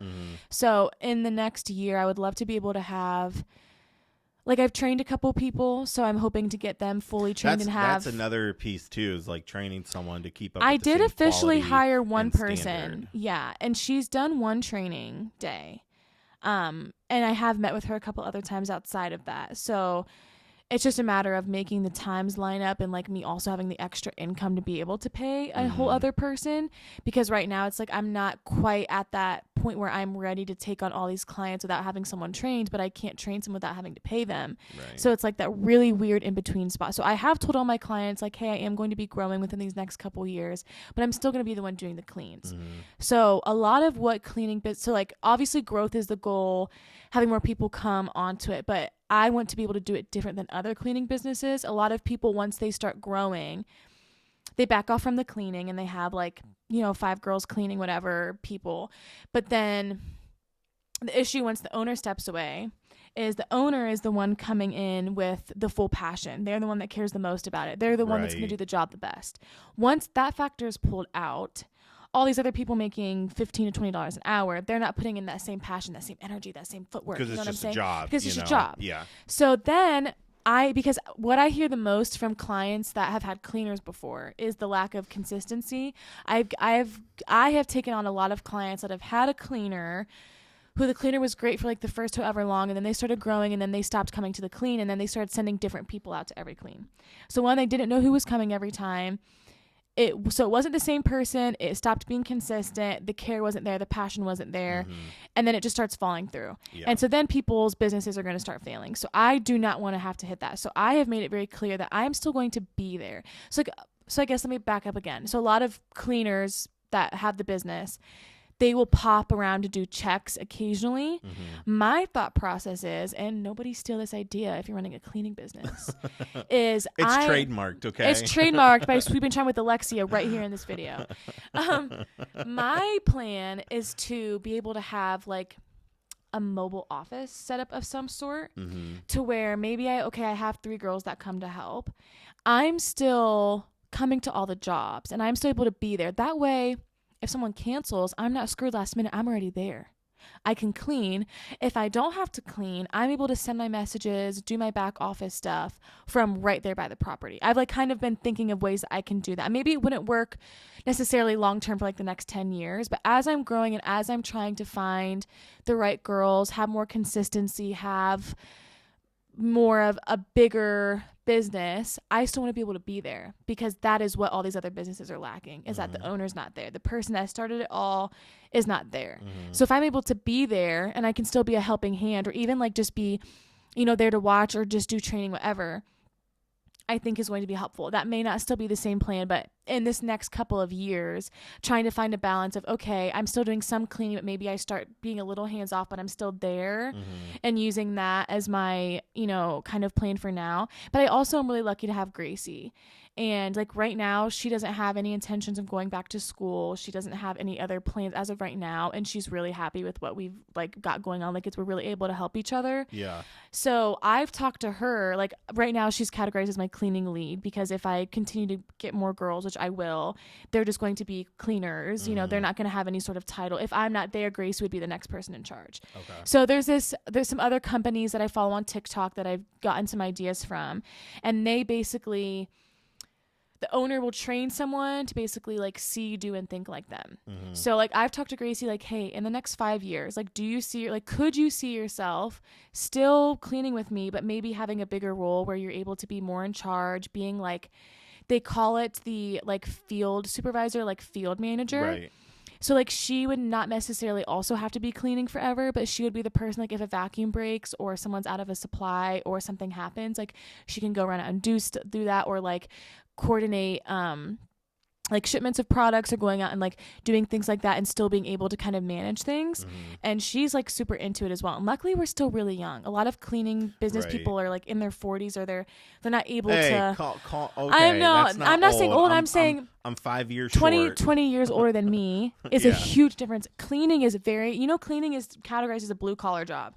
Straight up. It is hard work. Yeah. There's a reason why people pay us to do that. And also we live in a culture now where, and maybe people don't like traditional. I'm a traditional person. If I could be a stay-at-home mom and not live, like, not have to work, I would. I've tried that, but I have a drive. I have a really good work ethic, so it just works for us.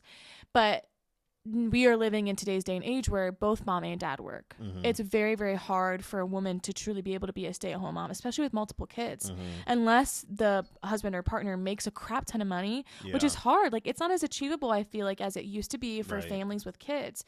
So now it gives me an opportunity where now there are so many more opportunities. Like, cleaners didn't have as many opportunities. There's more opportunities for cleaning than there was, because not as many moms are able to stay at home. Yeah. And part of that makes me sad in a way, but it gives me an opportunity to do something I'm good at. But it's like 100 years ago, like, but then like women fought for this. Like, women fought to be able to work, but then like some women are like, oh, but I don't want, that's also a whole nother can of worms that we don't have to get into. But basically I'm just saying, with how today's day and age is, gives us more of an opportunity to have a business because people need the help. Because when both mom and dad are working, like honestly, when it comes to cleaning, like it's home base. It's nice having someone come and just walking back into your space when it smells good, and also like other cleaners and looks good. Yes, other cleaners that use chemicals too. People come back into their house and get a headache. Have you ever once come back in after I've cleaned and got a headache? Never. You will never get a headache from what I'm using. I did with that black glass. I got a headache. Yeah, you got a headache because of your vents that are so dirty. Where's your landlord? I'm gonna take a screwdriver and open that up. Ridiculous. It's so funny. So do you do only residential, or do you do we do the Airbnbs and then light commercial. So we have done, I don't have any current right now, but we've done a synagogue, like a huge church that we did for a little bit. Okay. The people that they were shitty. There was this couple, and I don't even care if they'll never going to see this, but they had been looking for someone to basically bargain their job. So they got a gig from the synagogue for their business to clean it 5 days a week, and they didn't bid high enough. So they were trying to find a cleaner to pay a certain amount hourly to do a cheap job. So they brought me and they found me, and I came in and I told them, I was like, I'm sorry, I can't cut corners and just have to do this job. Yeah. So when I did the job and it took them 2 hours longer than they wanted to pay me for, and I still expected the payment because I did a good job, I was like, I was not a good fit. I had done it a couple times, and then they were just kind of, they were really just wanting a cheap job and wanting something quick. Yeah. And I'm not going to have that on my name if the people of the church are like, oh, this isn't clean, this isn't messed up, and they're like, oh, well, my cleaner was supposed to do it, and then they come at like, yeah, no, I'm not gonna have that on my reputation. So, but also like, it's just been a fear of trying to reach out. I have like all these lists of like, I went through all the like the businesses in Delaware. I found the email address of all the owners, and I have yet to like actually send a thing out. So like I have the insurance and everything to do it. It's just a matter of feeling confident enough to have the time and availability to take on a small business. But I am set up right now to where we could do like a barber shop, coffee shop. Yeah. And I've helped out with things like that. So where we don't have them right now, I would much rather be cleaning for a small business than do the Airbnbs, because the Airbnb owners are very stingy with their money and they want to pay Airbnbs are stingy in general. Yeah. I'm not a fan of Airbnbs. But whenever it's holiday season and you're getting 2 bookings a week and that's an extra $300, it's like, do I want to get Christmas gifts for my kids and have them have a nice Christmas, or do I want to be a punk and, not take the clean? So it's like, I'm going to take the clean. Yeah. Yeah. But yes, I do. Would you prefer to do more commercial than residential? Commercial is significantly easier because a lot of cleaners prefer, like that is a goal where I can have a commercial and residential side of things and have like a crew for each, like, and then maybe that's a 5-10 year game plan thing. Personally, I would love to do more of commercial because it's easier on your body. A lot of it's like wiping desks down, or it's like a little bathroom with just a toilet sweeping. It's not really like detailed dusting, like scrubbing stuff. Whereas we have houses that have like 4 bathrooms and they all have glass shower doors. Like even like for your sister, for example, her huge, beautiful glass shower door, like imagine how many of those we clean and how much that is on your body, like to get on your hands and knees and clean baseboards every single day and like be crawling under stuff and be scrubbing stuff for hours. Like, and for me, like for Gracie, like her being hourly, like I try to take over the harder stuff because it justifies like my ability to be able to be the business owner and make more money. So like I take on the tasks that are physically more demanding, like the bigger stuff, because I want her to know that like I don't want her to get burnt out. I don't want I don't want her to also feel like, oh my gosh, I'm just working so hard for like this amount of money. I'm like, I can justify if I make $50 an hour because I'm scrubbing my tush off. You know what I'm saying? So if we were to get into more of commercial, you also get a contract most of the time where they're paying like monthly. So you're getting like a couple $1,000s. It's way more money than you can make in a, and like, it's for like a 3-month or 6-month or you're year doing it, trial. Where residential, I never require anyone to do a contract. I do typically schedule people out 2 months in advance. That way no one else can take their spot, and it just kind of gives me an idea of a consistent schedule. But I don't make people do a contract. Now, move-in, move-out cleans are a way to make really good money doing residential, but they're, like I said, it is like the hardest on your body to clean everything. What's involved in a move-out clean? It's literally everything. You have to wash the walls. You say move-in and move-out? Move-in, move-out. So if someone moves out of their house and they're getting ready to sell it, that's a move-out clean. So there's most of the time a lot more dirt, a lot more buildup after someone's lived there. A move-in clean is a lot of times it's categorized. It's normally a little bit of a lighter clean, unless it's a new build. So a new build clean is when there's like they just built and constructed everything. You have to dust the walls. You have to clean everything. Right. It takes multiple days. It is hard work.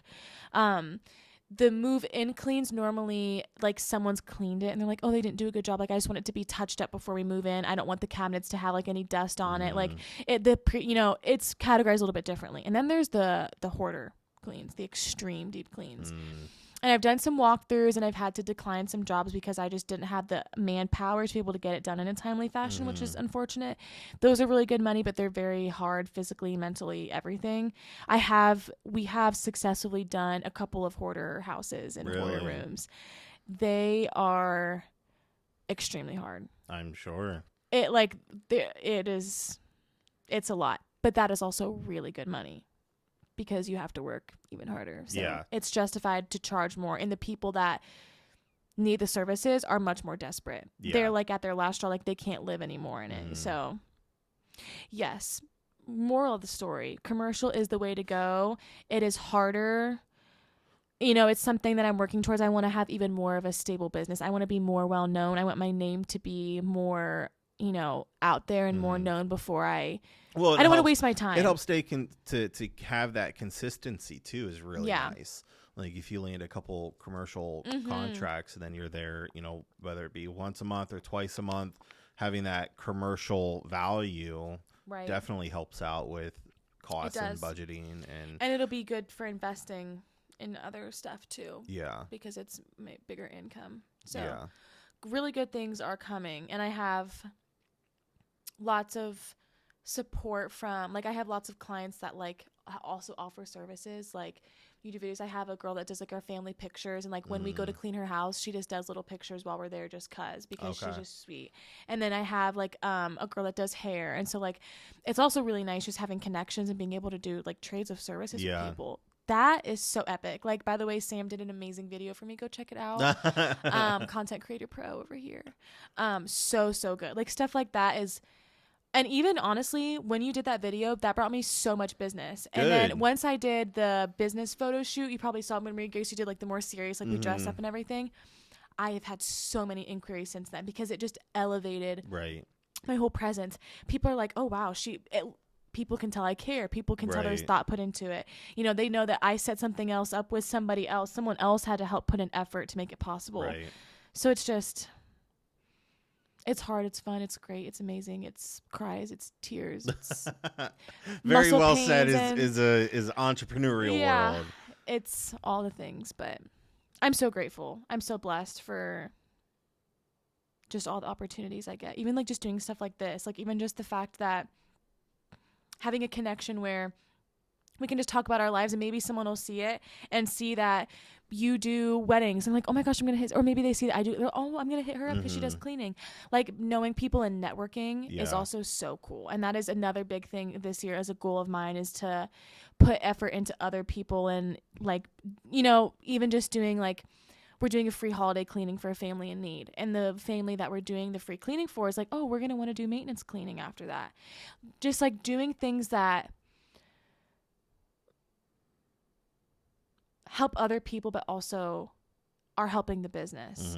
Finding things where I can the trades with people, finding connections on how I can grow with people that I already know and things that are already there kind of thing. Yeah. Networking's huge. I know for a while, in relation to the businesses in downtown, I know I've shot probably every single business 1 or 2 emails, and a few of them did reach back out to build some content for them and stuff. But that's I can't for here's what I've learned, at least in my line of work.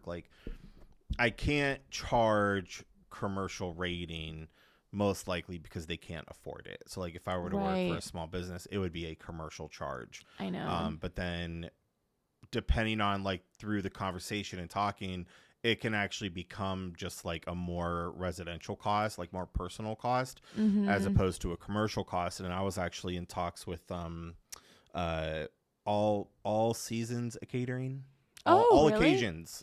All Occasions Catering. Yeah. So like I was talking with their head director or whatever, and they reached out and they're like, hey, we're wanting this and this and this. And I was like, well, you're looking at a hefty ticket for that. And I was like, you know, I gave him a few examples, but then eventually she was like, can you give us a, you know, monetary ballpark price? And I was like, here it is. I said, this is like, I would really like to have a call with you so that we can really, so I could get to know what it is that you're officially wanting and asking for. I run into the same thing. People want a price and people will message me like, oh, just give me a price. And I'm like, I can't do that without really knowing what you need and what you want. So that's like, that's analytical thinking, right? So like having that conversation, and again, it creates that personable connection with people. That is why you're in business, because you have such a high value for that. So eventually she reached back out and she's like, yeah, we can schedule a call if you still want to. And I was like, yeah. So we had a call, and eventually, just for conversation purposes, what would have been like an $8,000 ticket got broken down to like $1,000 per visit, to where it's spread out over, you know, X amount of months. And at the end, it was only going to be like maybe $3,000 to $3,500. But like me knowing what I know in my field, it's like, yeah, it's going to be this price. But if you have a call, that's what I do. And just do a quick consultation. And we were on the phone for maybe 15, 20 minutes. But in that 20-minute period, I understand that I would still make what I'm comfortable making and doing what you're doing. Because a lot of times what I'll get into is like one-off work where a client will reach out, they'll schedule one time, and then I won't hear from them again for another 2 or 3 years. Wow. So like having that conversation sets the tone, sets the parameter of like what you expect as a business owner, what they can expect of you being a business owner, and vice versa. And yeah, having a consult with people, like even like I've tried texting with people before, and it's like we could get this done so much faster if you have a call with me. Like, I'm not going to sell you a pitch. I'm not. I know, like, literally. I have to do the same thing. But if you buy this for $59.99, I know. You know, it's like, it's because people don't want to talk on the phone. I'm not a salesy person, but it's having that first initial conversation that sets the tone. And then she shot back an email. She had a meeting with her corporate people, and they were like, yeah, we're actually really interested now. And she was so appreciative of having the call, which I kind of had to push to have with her. Right. And it's like, these are just things people don't understand. And 10 minutes could save you hours. And that's what I had run into the issue with Thanksgiving time, was sending all the messages to people. And I'm like, oh, I wish you would just talk to me on the phone. But then people don't want to talk on the phone, and people are busy, and it's convenient to text. But then they ask me for a price, and I'm like, I say it could be on the high end, 600. They're like, oh, well, that's way too much. I'm like, well, this is why I say we have to talk on the phone, because your price could very well be several $100s lower. But until I actually understand like what it is, what you want, and what you need, I can't. And that's where it's all about finding the right client and people that understand and appreciate it, because that really does matter. Yeah. In the long run, especially people that give you havoc. You don't want them as your client, because then they're just going to give you problems the whole entire time. Well, it's like, what's funny is like, even I think any business owner will always say referrals are your best customers. Yes. They are the best people. And that's still true for me to this day, 8-ish years later. And it's like, it's still true. Referrals are the best people, because they not only get the language from someone else who's talking about you, but then when they have that call with you, when they have that conversation with you, now they're putting 2 and 2 together and like, oh, yep. Okay. Right. Cool. So there's that pre-build of trust, if you will. Exactly. And that's what I tell my clients. It means the world when a recommendation, a review, like I hate having to ask for it. I feel so awkward asking for it. But that one review, that one person reading it just makes them trust me that much more. It really does make a difference, because they can tell you till they're black and blue in the face how much they loved your job, but unless other people, no one's going to, I know I've been so bad at trying to get reviews, and I shot you the text. Too. Like, I am so bad at this. So I think I shot like 4 or 5 people an email or a text. I was like, hey, I'm updating things. Yeah, like, do you mind please doing leave me a review. I know. Please and thank you. I have clients that I've been cleaning for like a year, and I'm so scared to ask them, because I'm like, I'm scared that because they've told me in person that I do a great job, but I'm scared that they don't want people to know they have a cleaner. So I don't want to ask them to leave a review if they're like embarrassed to like post publicly, because it'll say their name. Oh, so and so's been cleaning my house for a year. Then it gives away. It's embarrassing to have a cleaner. Some people think it's embarrassing. I know, it's amazing. It's the best thing ever. It is. And it's not having a cleaner. I tell people you need an Alexia and a Gracie. When people are messaging me, I don't say, oh, you just need a house cleaning, you need some. I'm like, you need an Alexia and a Gracie. Yeah. You need that love and that detail. Yeah. Unless they're some random guy that complains about his black furniture for some reason. Black glass TV stand, top shelf. It's all good. It's all good. It's all good. It's seriously the funniest thing ever. It was really funny. Yeah. I was cracking up. It was good. It was good. So when are you good on time? Mm-hmm. Okay. So when you're cleaning, there was a topic I wanted to touch base on. So yeah, like on top of reviews, getting referrals, and kind of going through like the nuances of things. What's your typical like budget for cleaning supplies? And like, because I know Melaleuca is it's like a monthly thing, right? Including all my personal, like what I buy for like laundry detergent for my own stuff and my own cleaning products. I only spend like $150 a month on Melaleuca. Okay.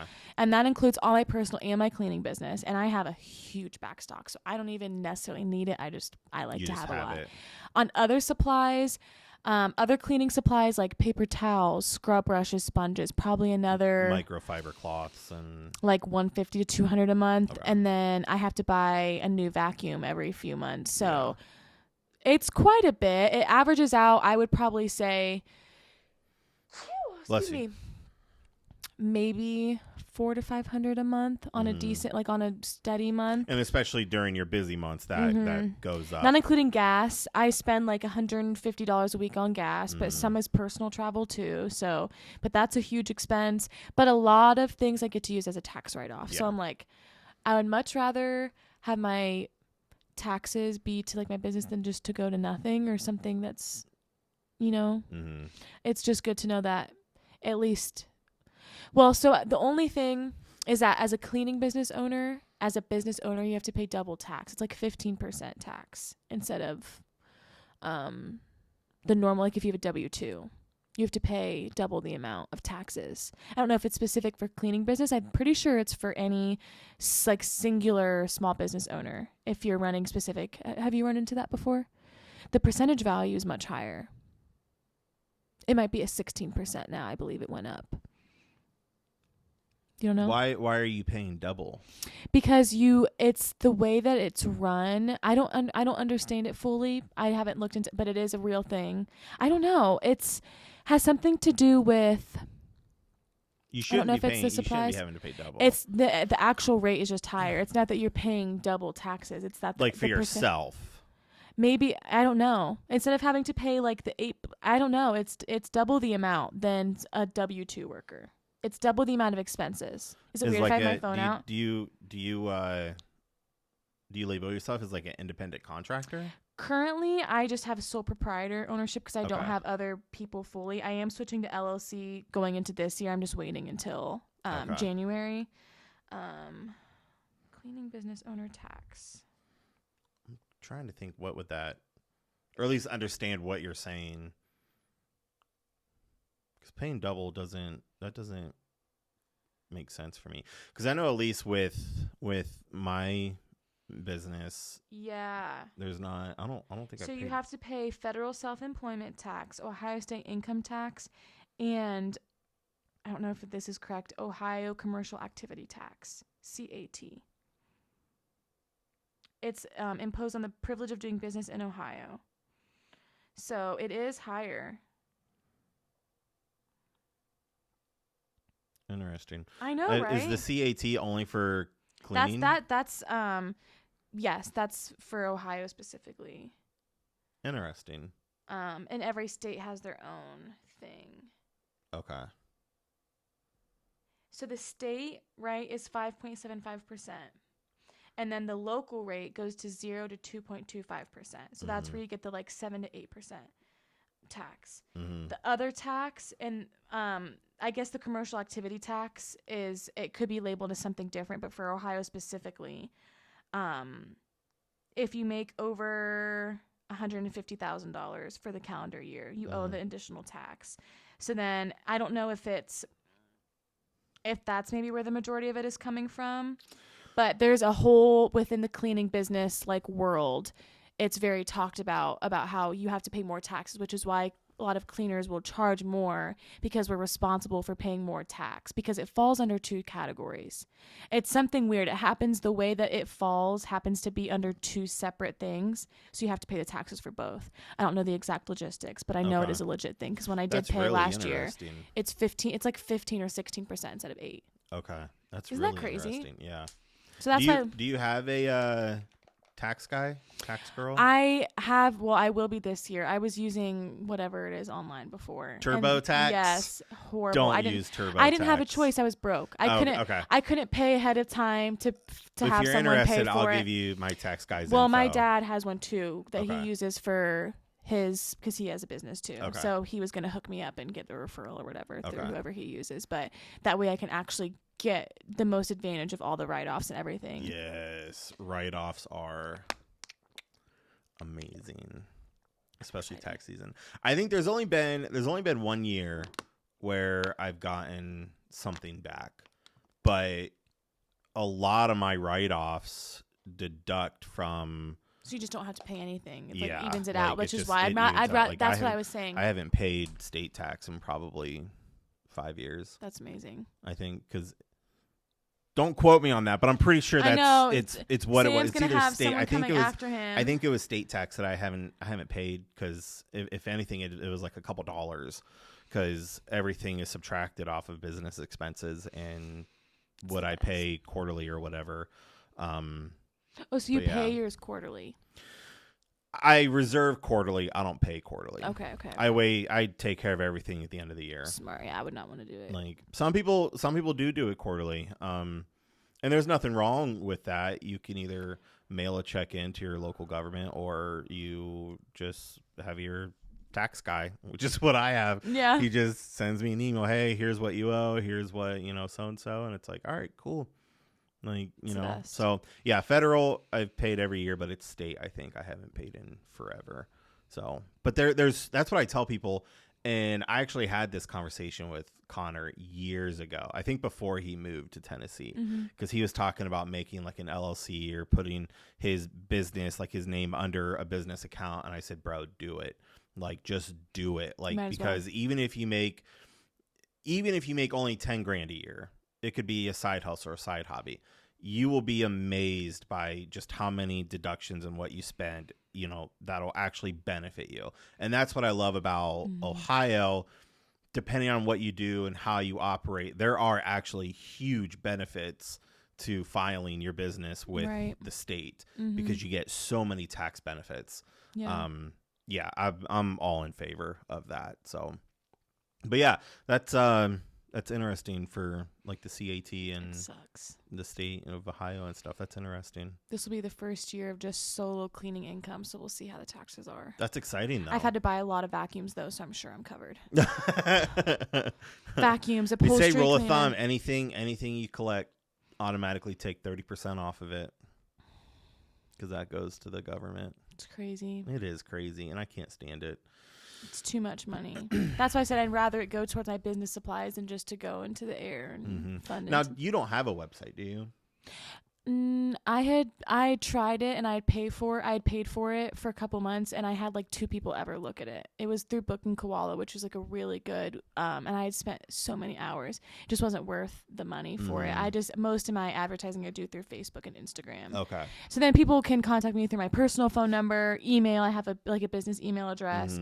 And of course I have the business Facebook page, which now, because I used to just have the Instagram page. The Facebook page is an actual business page so people can leave their reviews, which is helpful. I tried setting it up as a Google business, but it requires an address, and I'm just feeling weird about having it. It actually does not. It wasn't letting me because I wasn't putting. So there's because I went through the same issue. And did the same thing. So if you go through to your Google account, you set up a business. There's a box or something you can click to where you just put Ohio or United States. You don't have to put in your actual physical address because I don't have like everything's done in my place of home. Like I don't want people knowing a stranger knowing where I live. No, and it's like I don't want that. So, but there is a way to do that. Okay. If I have time, I'll take a screenshot of it. Yeah. Like, oh, here's what you clicked. I just have to look into it again. I just always, it's like at the bottom of my list. I don't know if it's been like that forever. I think at one point you had to have a physical address, but I think they changed it as, social media, I'm assuming, blew up. People wanted to have Google reviews and things like that. But yeah, there's a way to put your settings in where you don't have to list like a physical address, which was really nice. Yeah. When I discovered that. That's like my next step. Yeah. But for my services, a website's just not really needed. Having a social like it's just an extra expense right now that unless I had a bunch of people working with me and to be able to take on the amount of inquiries. What I tell people, the only benefit, so there's a difference between,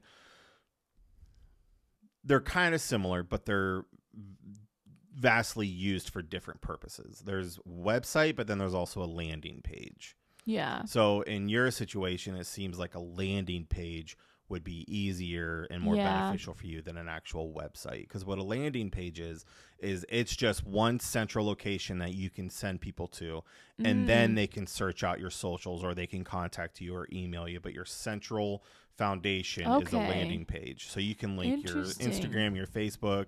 You can have physical reviews on your landing page. You can have before and after photos. You can have an about me section, which typically you can throw up on social media like Facebook or Instagram, but people have to look for it. Yeah, they just as opposed to a landing page, you have a tab that says about. What they do you click use? It. Do you use it? I have a little bit of everything. So I actually have a landing page under my official name, SamuelKilgore.com, which don't go to it because I haven't been to it in forever. But I'm going to go to it right after I leave here. You can. I don't know what's on it. It's been years. It's been at least 2 years since I touched it.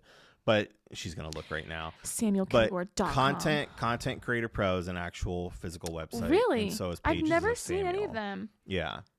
But when people look me up or when they want to use my services, I tell them to go to my website. SamuelKilgore.com? Yeah. How do you spell Kilgore? Kilgore. How do you spell Samuel? Samuel. I spelled it like that. .com? Mm-hmm. I might have disabled it. Safari cannot find the page because the server cannot be found. Yeah, it's disabled then. And then That's you have good. Content Creator Pro? Disabled. Yeah, with the X. Where's the X go? At the end. Pro. X. Creator Pro. But the nice thing about having, with what I do, like I need people to see the visuals and I need people to see what they're hiring and what I can do. So I provide a much vast area. And all you need is a little tiny bit, really. What do you use this on? Like what I think both my businesses are on Wix. But there's another one I've used too. There's to a help few. people I have to look into that. Wix and because I just don't want to spend a crap ton of money on it. It's not. That's the thing. So like when I built a website for someone last year and they wanted it to, is basically just a landing page for them though. Right. So like they don't have, they're in the consultation world. So they don't have like before or afters. They're not, having videos or photos. So we did a studio shoot. We built some content for them. Smart. Threw them on the website, did their consultation services. And you did all service. that? Mm-hmm. Nice. Yep. Yeah. So, but that's the difference. Like if you have a website like with Pages of Samuel.com, I have to have snippets of videos and full feature films and about and contact and booking and all these things. And same thing with Content Creator Pro. I need a lot of detail so that people can know the amount of services that I offer. For cleaning, it just seems like a landing page would be more beneficial. Well, just so that you can send people to one central location. The website, like with the cleaning business designed websites, you can preset it up where people can get a rough quote and get availability and stuff without me having to message everyone individually. Right. So in the future, long term, a website is crucial if I want to ever get a break from like the go, having to do everything on my own. Because the website filters out the people who aren't actually serious. The website would allow people to go ahead and put all of their information in, get a rough quote just based off the size. And if that price is too high, that's too high for them, I don't have to waste my time. They already know that they're not interested any further. If they are interested, then they can choose to send me all the information they put in. I get it on the back end. I can review it on my own time, not have to send a message back. Right. Get back to them on my own time to schedule time for a walkthrough. Right. And that is the website I had paid for. That's what Booking Koala is. But it's like $60 a month, even for the basic plan. And I wasn't getting enough inquiries. People were just messaging me through my socials because people are on the socials. And a lot of my clients come from that. Right. So I will probably try it again in the future. Well, again, I need probably do a landing page for now. I did the same thing when I started. It's like whatever way is the most easy and most efficient way. But now the only benefit to having a landing page or a website is just having one central location, and everything is branched out from the main I'm totally going to do that because that'll be easy without me having to like price point every square footage, because that was what was like taking it was too much. I just didn't have the time for it. When you do walkthroughs, do you charge for that? I haven't been, but I am going into the new year. And you can also kind of gain a lot just from having a call with people. Yes, but I can't guarantee if I do a call with them, I still require them to send me pictures and videos of the space, because I have to see, like, I can't charge them $300 and then walk into like a hoarder situation or like they didn't tidy up enough. Like if it's pretty cluttered, I'll just send an extra reminder in case they didn't read my policies. Just make sure everything's tidied up before we come. Yeah. Make sure as many personal belongings are picked up as possible. That way we can really focus on cleaning. You just go into like business voice. Yeah, well, just and if you really want Sweet Shine to come and clean out your house, no, but you know that is crucial. But I did a lot of walkthroughs in November for really, really wealthy families who were so interested. I told them the price point. I sent the customized cleaning plan for them to just ghost me and not respond. Yeah. And I felt like, hi, did you have any questions? I'd love to get you scheduled. I'd love to get you booked. And they just don't answer because they're too embarrassed to tell me, hey, that's on my budget, or hey, I'd rather. And that is what has been like the huge pain for me, is the amount of effort I spent driving to these people's houses, doing the walkthrough, and then getting nothing. So going forward, I've been working really hard on getting something set up. I'm going to send all my clients, and it'll be my new like structure. Anyone that gets a walkthrough will have to, I don't know if it'll be like $25 or $30 or something that you pay for me to come do the walkthrough.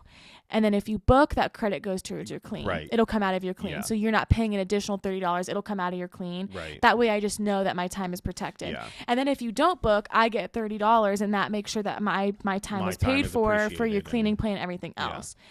That will also hopefully eliminate people who just aren't serious and who aren't going to. But I wasn't able to do that before. I wasn't big enough for people to just spend $30 and risk if I'm a legit business or not. Yeah. So now I'm at a point where I'm like, I have to. I won't. People take too much advantage. Right. So.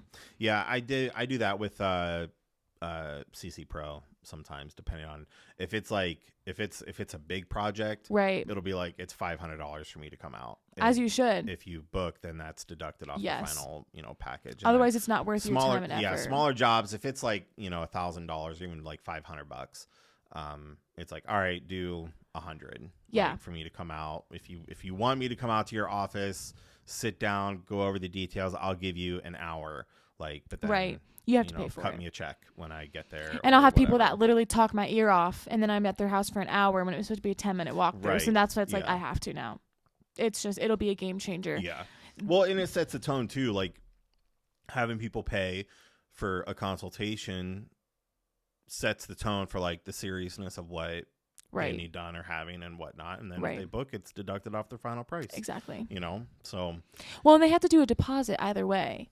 Like, if someone wants to book, like if it's an initial clean and they haven't done a maintenance clean with me before and they haven't done any sort of service with me, I require a 50%. I don't care if it's $2,000. I don't care if it's $200. You have to do a 50% deposit to book, because then I know that they're not just going to cancel last minute. Right. And then it gives them, like, I know that they're serious and they're not just going to. And then if they cancel on me, then that's your fault. Like, if you cancel last minute and you paid your deposit, you paid your deposit. Right. Like, that covers my time.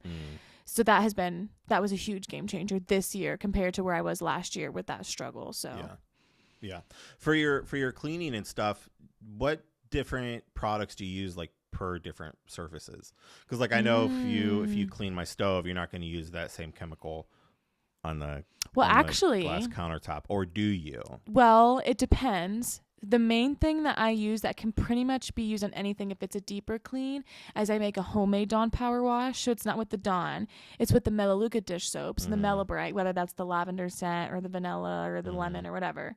And then so I put it in the Dawn bottle. I had bought the natural one before and I didn't like it, and before I started making my own, so I had the little sprayer. And I put 2 tablespoons of dish soap, 2 tablespoons of 70% rubbing alcohol with a tablespoon of whatever essential oil. Most of the time I do lemon, or I'll do a eucalyptus, or I really love citronella as well. And you put that in there with just distilled water, and you shake it up. And I use that on showers, bathrooms, and that's like a deep countertops. Greaser, like just the dish soap is just that's to scrub. So if you're doing a maintenance clean, most of the time I'm going to use Tough and Tender, which is an all-purpose spray, and you can use that on almost every single surface. There's very few surfaces you can't use it on, and you're going to spray on the rag after you dust the surface. Then you wipe the surface. Okay. Maintenance cleans is a lot of times just maintaining. It's a lot quicker. You're able to. It's not as much of like you have to go in and scrub it because it's been cleaned more frequently. So for a bathroom, I'm using that Dawn power wash on like everything. I'm going to scrub the mirror down and squeegee it. I'm going to scrub the sink and rinse it and dry it. I'm going to scrub the shower and squeegee it and dry it. You can use that same on the stainless steel sink, on the outside of a fridge, on the stovetop. But even the same thing, like if I wanted to use, now for a bathroom, I'm going to scrub it every time. That's even if it's been once a week. But like for a kitchen, if it's been maintained really well, I'm just going to use an all-purpose spray. And I'm just going to dust everything, still wipe everything down, and then use an all-purpose spray instead of scrubbing the whole countertop, squeegeeing it into whatever. You know what I'm saying? Okay. There are a couple different things that I will use if it's like a heavier built-on mess. Like I have a Cif cream, which has like a sediment to it. It's a natural cleaner. But you can use that on... The nice thing with natural products is there's not chemicals that can damage things. So like if I wanted to use the Clear Power, which is Melaleuca's glass cleaner, if I only brought that product with me, I could use that on almost every surface and get a thorough clean. Really? If I only had Solumel, it's a deodorizer cleaner, I could clean a whole entire house. Maybe not the mirror, I'd have to like squeegee it, whatever, but the natural products, at least what I use, you can interchange and use them. Give you a wider range. Oh, much wider. So I don't have to carry 12 different products. I carry my all-purpose spray, my dish soap, my floor cleaner, and a sanitizer. That's all I need. That's all the basics that I need, even for a deep clean. Now, if I'm doing a really heavy deep clean, sometimes I'll need a chemical like a grout brightener, like a Zep, something, but I don't use bleach. And most of the time I can get it with natural products the first time. So it just kind of depends on if it's been years of neglect. Sometimes it might need, like I have an acidic toilet bowl cleaner that it just needs to sit there for a minute. But those types of things are very minor in comparison to if you're getting your home cleaned frequently. Every time those chemicals are coming in, not only is your cleaner's lungs getting damaged, but your lungs are getting damaged. If you have pets and you use a chemical on your floor and they lick it, they can die. They can get really seriously sick. You have a toddler crawling around on the floor. People don't think about it. And then you're touching all these surfaces that are clean, and then the chemicals are being left on your hands.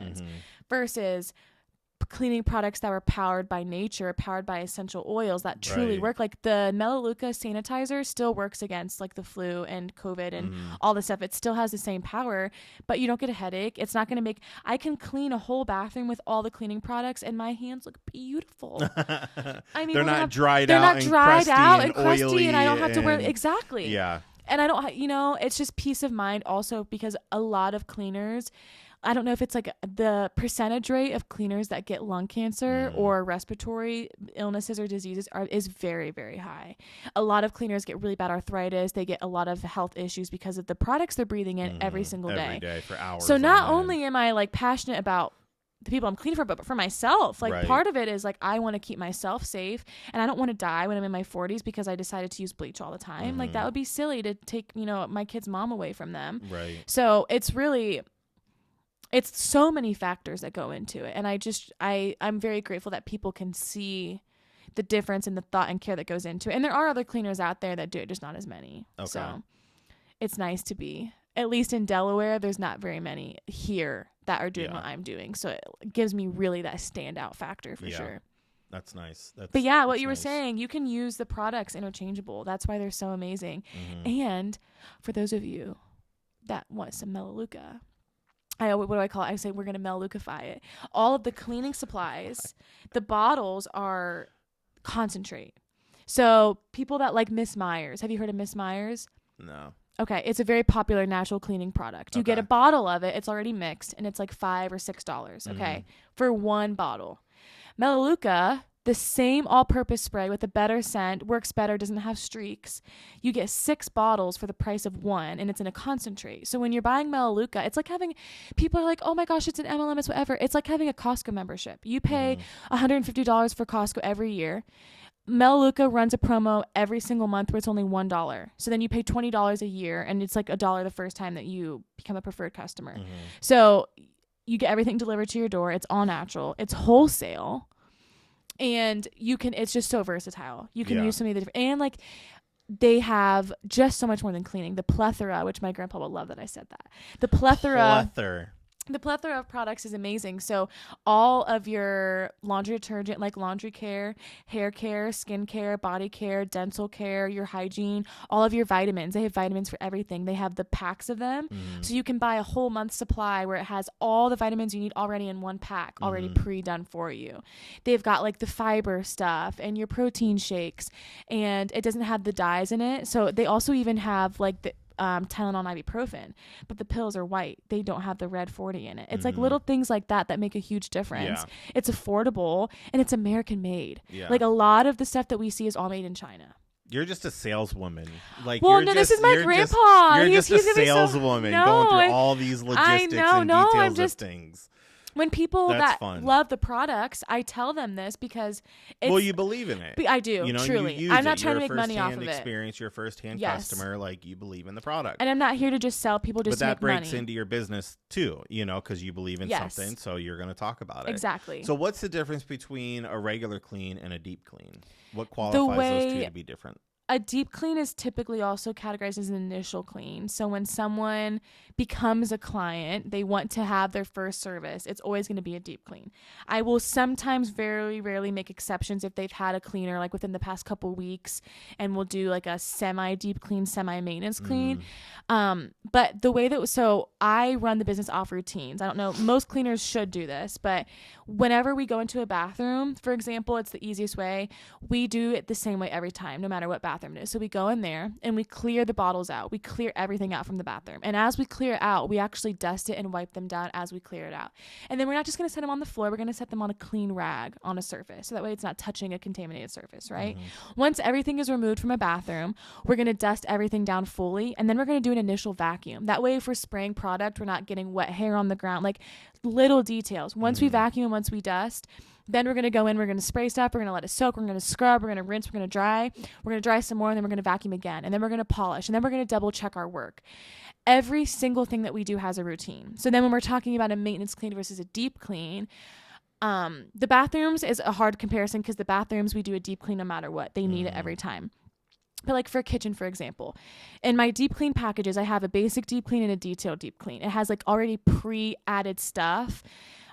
So like the detailed deep clean has a lot of the popular add-ons already into it. So if we're talking about a detailed deep clean, which is what most people want, the deep clean is going to include like kitchen baseboards. It's going to include the kitchen cabinets. We're going to do the inside of the microwave, outside of all the appliances. We're going to pull all the magnets off the fridge. We're going to take everything off and then put it back. A maintenance clean, we are not focusing on all the details. We're focusing on maintaining them. So instead of having to scrub a whole cabinet down, we're dusting it. And then we're doing those deep cleans maybe every 4 to 6 months, sometimes once a year, depending on how clean the client is or how tidy or how many kids they have. Right. So it's really, the deep clean has more tasks involved. It's more thorough. It's more detailed. It is customizable still. So people can add on, if people don't want all that detailed and they're on a budget, we can do a basic deep clean. You're still going to get all the most important things covered, but we're not going to scrub your walls. Yeah. So like for a deep clean, for example, like with your freaking annoying black glass table, in a deep clean, we're going to pull everything off every shelf, wipe the bottom of the items, and then put it back. On a maintenance clean, we're working around items. In a maintenance clean, we're focusing on maintaining, and you're at a lower rate, right? So if you're paying $400 for a deep clean, your maintenance rate's probably going to be like $225. Yeah. And the maintenance cleaning, we're keeping up with things, but we're not fully going into detail and removing every single item. That's what the purpose of the deep clean is. So the maintenance clean is still covering, like the floors are still thorough every time. Obviously, we're getting the corners, we're sweeping, we're mopping. But when it comes to like cabinets, baseboards, hard to reach areas, those things don't need done every single maintenance clean. So those things we rotate based on the client, based on the home, home based on like what the needs are. But for generally speaking purposes, most of the add-ons for the deep cleans or like popular items are the baseboards everywhere. We do windows and window tracks. We do upholstery cleaning. We do organizational stuff. So clearing out entire closets, sorting, organizing clothes, like pantries, sorting, just doing all the things with the tidying organizational. We will, like instead of just dusting like a ceiling fan, we'll wipe the blades down. We'll wipe the actual glass fixtures to a dome on the deep clean instead of just dusting it. We're going to take a scrub brush and we're going to scrub along crevices of things. Bed making is an add-on. There's so many different things that people want and need, but it really, the details is what comes down to the deep clean, and then everything else is kind of up to the client and up to what they want to budget in. Obviously, the more that you add on, the more expensive it becomes. Right. Even little things like your kitchen table, right? For our deep cleans, we're going to go in and like wipe the foot of the chairs if you have pets and like get the pet hair off the bottom. And we're going to dust like the little slats on the chairs. Like part of what makes us professional is we have a trained eye to see things. So like someone's going to walk in this room and be like, oh my gosh, it looks so clean. I'm going to find the one little spot, that one little nook and cranny that no one can see. I can see all of it. I can look at a room and analyze it and find a million things that need to be cleaned, where someone else that hasn't been trained isn't going to see half those things. They're going to think that from the appearance that it looks clean. So it's a very complex answer, but for the most part, it comes down to the detail, and it comes down to more time, more effort, more energy, and that sets up for the maintenance clean. Once it's been deep cleaned, then for the maintenance clean, we don't have to do all that manual labor every single time. Maintaining it at that exactly. point. Yeah. Okay. That's a lot. I know. That's a lot. But all this information is it only on your Instagram, or is it on your Facebook too? I do. It's on both. Okay. My Instagram has little highlight bubbles on it. Yeah. That has little specific things, but most of where people get that information is from like messaging me. So I message, when someone messages me, I ask them for their name, their address, their email address, their phone number. Have they had a cleaner before? What are you most looking forward to in having a cleaner? Yada, yada, yada. They answer all those questions. And then I send a message saying, hey, here's my basic deep clean. Here's my detailed deep clean. Which one, based on what it already includes, looks like what you're looking for? Then I know exactly how to steer the direction of the conversation. And then all of the information about like policies, like, so the cleaning plan goes into detail every item by item. I know you're blowing up over there. Dude, item by item of what's included in their plan. So the bathroom says like dust ceiling fan, clean baseboards, clean cabinets, it's itemized. So it's not necessarily on my page, because whenever someone reaches out for a quote, they get that customized cleaning plan. And then when I send them the quote, in that email of their cleaning plan has all my policies. So like, please make sure it's not a sauna in your house. Please make sure we have entry to get in. If you cancel, here's the whatever. And so they get an email that has all that information in it. So then I guess any other information people can find on my business pages are like client testimonials. You can find before and after pictures. I have pinned posts. So my pinned posts are things that have like, meet your cleaners, meet your cleaning crew. And I have like a very detailed captions like, oh, this is things about me and Gracie. A lot of my posts, I do very detailed captions. I try to put good information in those things. And just my reels, my reels that I post, a lot of times I show videos of a whole bathroom transformation. I do before and afters of a lot of different things. So honestly, just looking at the content itself goes into it, but it's not rocket science. So really a lot of it is the communication and the actually like connecting with people. But the landing page will be smart, because it'll have everything briefly put on there in a more organized. Another benefit of having a landing page would also be it's answering all the questions a potential customer will have before they initially reach out to or contact you, which is always my number one goal. Is why I tell people like, hey, go to contentcreatorpro.com, go to pagessameo.com. Like, I'll have people message me on Facebook searching out. I literally, this happened a couple weeks ago. I had a woman reach out via Facebook Messenger and be like, hey, we want to know pricing about your weddings. Hey, great, yada yada yada. Go to pagesofsamuel.com, and like, check it out. Answer all the questions for you. So yeah, it's a huge benefit. And I know we're in such a high social media world today, but having a website or even just a landing page puts you above the rest for a client or customer to reach out, and they unintentionally begin to trust once they see the professionalism of that. And if they review it, they go to the about, because if I'm letting, I mean, I knew you, right, but like letting someone into my home, I don't do easily, right, you know, so it's like there's that trust factor. And then if you're going into these homes that are, you know, bougie or so non-bougie, but it's like people are wanting to trust you 100%. And having that first initial, you know, page or landing page or whatever, that trust. And a lot of times we're not just coming once. Like I have clients that like I go to their house like once a week, right, once every 2 weeks, once a month. So these people are not getting like they're seeing my face very regularly. Right. So it's has to be a foundation of trust, because you can trust someone one time to come in, but to continuously let someone come.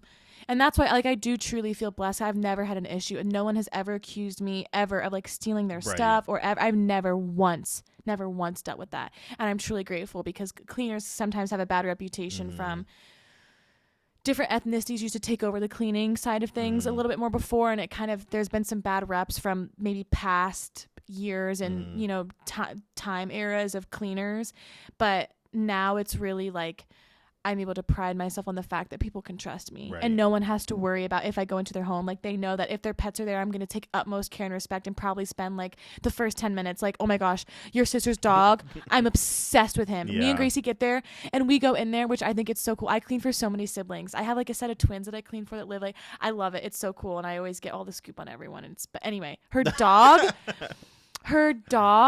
me and Gracie go in there and we literally lock ourselves in the little office and we're just like, rub all over the little belly rubs, and he's giving us. Are you talking about Benji? Yes. Oh God. Oh my gosh. And Rachel's always so annoyed by him, and I'm like, I love him. That dog is two-way stupid, but he is that one. So then I have a client. He's still a puppy. Is he really? He's still considered a puppy. Well, no wonder he's so like crazy. 50 pounds. Yeah, he's only. I don't even think he's. I think he might be 2 years now. He's a beast of a dog. So imagine I have a client that has a dog that big, and it's a mix of a German Shepherd and something else, kind of a mean dog. And they have 19 cats. And I've cleaned for them for years. We've adopted 2 cats along the way. And so they used to have a cat shelter, and then COVID, it got closed down. I guess they brought all the kitties home, and they just love the cats. So I know almost every single one by name. And when I go to clean, and I cleaned for them weekly for like a whole year straight, and then we moved to bi-weekly to do deeper cleans, just because of my schedule, like it was hard for me to fit it in every week. But I go, and the cats all know me. They come up to me, and all the the cats that love the butt smacks come get the butt smacks. The cats that love the cuddles get the cuddles. There's several designated cat rooms. I go and I make my rounds. I pet every single cat, and I say hi to every single one. And I'm like, I know all their names, and I just like, that's one of my favorite parts about the job is like all the pets, and I'm friends with all of them. They're so cute. That's fun. It is really fun, actually. That's fun. How do people find you, contact you? How do they find your business? Shoot a plug-in. At Sweep and Shine with Alexia on Facebook, at Sweep and Shine with Alexia on Instagram, Sweep and Shine Alexia@gmail.com, and my phone number. But if you look up Sweep and Shine with Alexia, it's Sweep N, like the letter N. Sweep and shine. Sweep and shine. Sweep. Yeah, you gotta say it fast. Sweep and shine. Sweep and shine. Not sweep and shine. Sweep and shine. Sweep and shine. Sweep and shine with Alexia. So my Instagram handle is Sweep and Shine W, only a W, Alexia. Sweep and Shine. Alexia. And then Facebook is Sweep and Shine. But when you look it up, it's literally a green logo, and then you look at it and you see me and Gracie's big, beautiful smiles right there on your screen. But the business has had like enough traction. If you look it up on Facebook, it pops up as a business. That's good. I don't know if it shows up on Google, if you can look it up, but that will be my next thing, hopefully the next couple of weeks, to get the Google business. I like it. Yeah. Any last final words you want to say?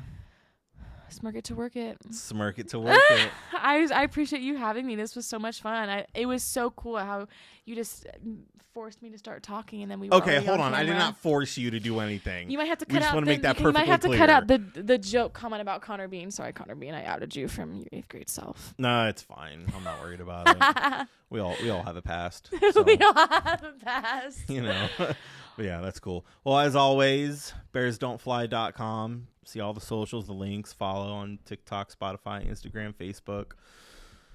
All the things. bearsdon'tfly.com. Well, thank you for coming on the show. It was fun. We should do cheers talk. With the Bears Don't Fly mug. There we go. And look at the camera. Thumbnail. Love it. Thank you. Thank you. That was the perfect thumbnail, was it not? Yeah, that was great. Right? I'm so smart.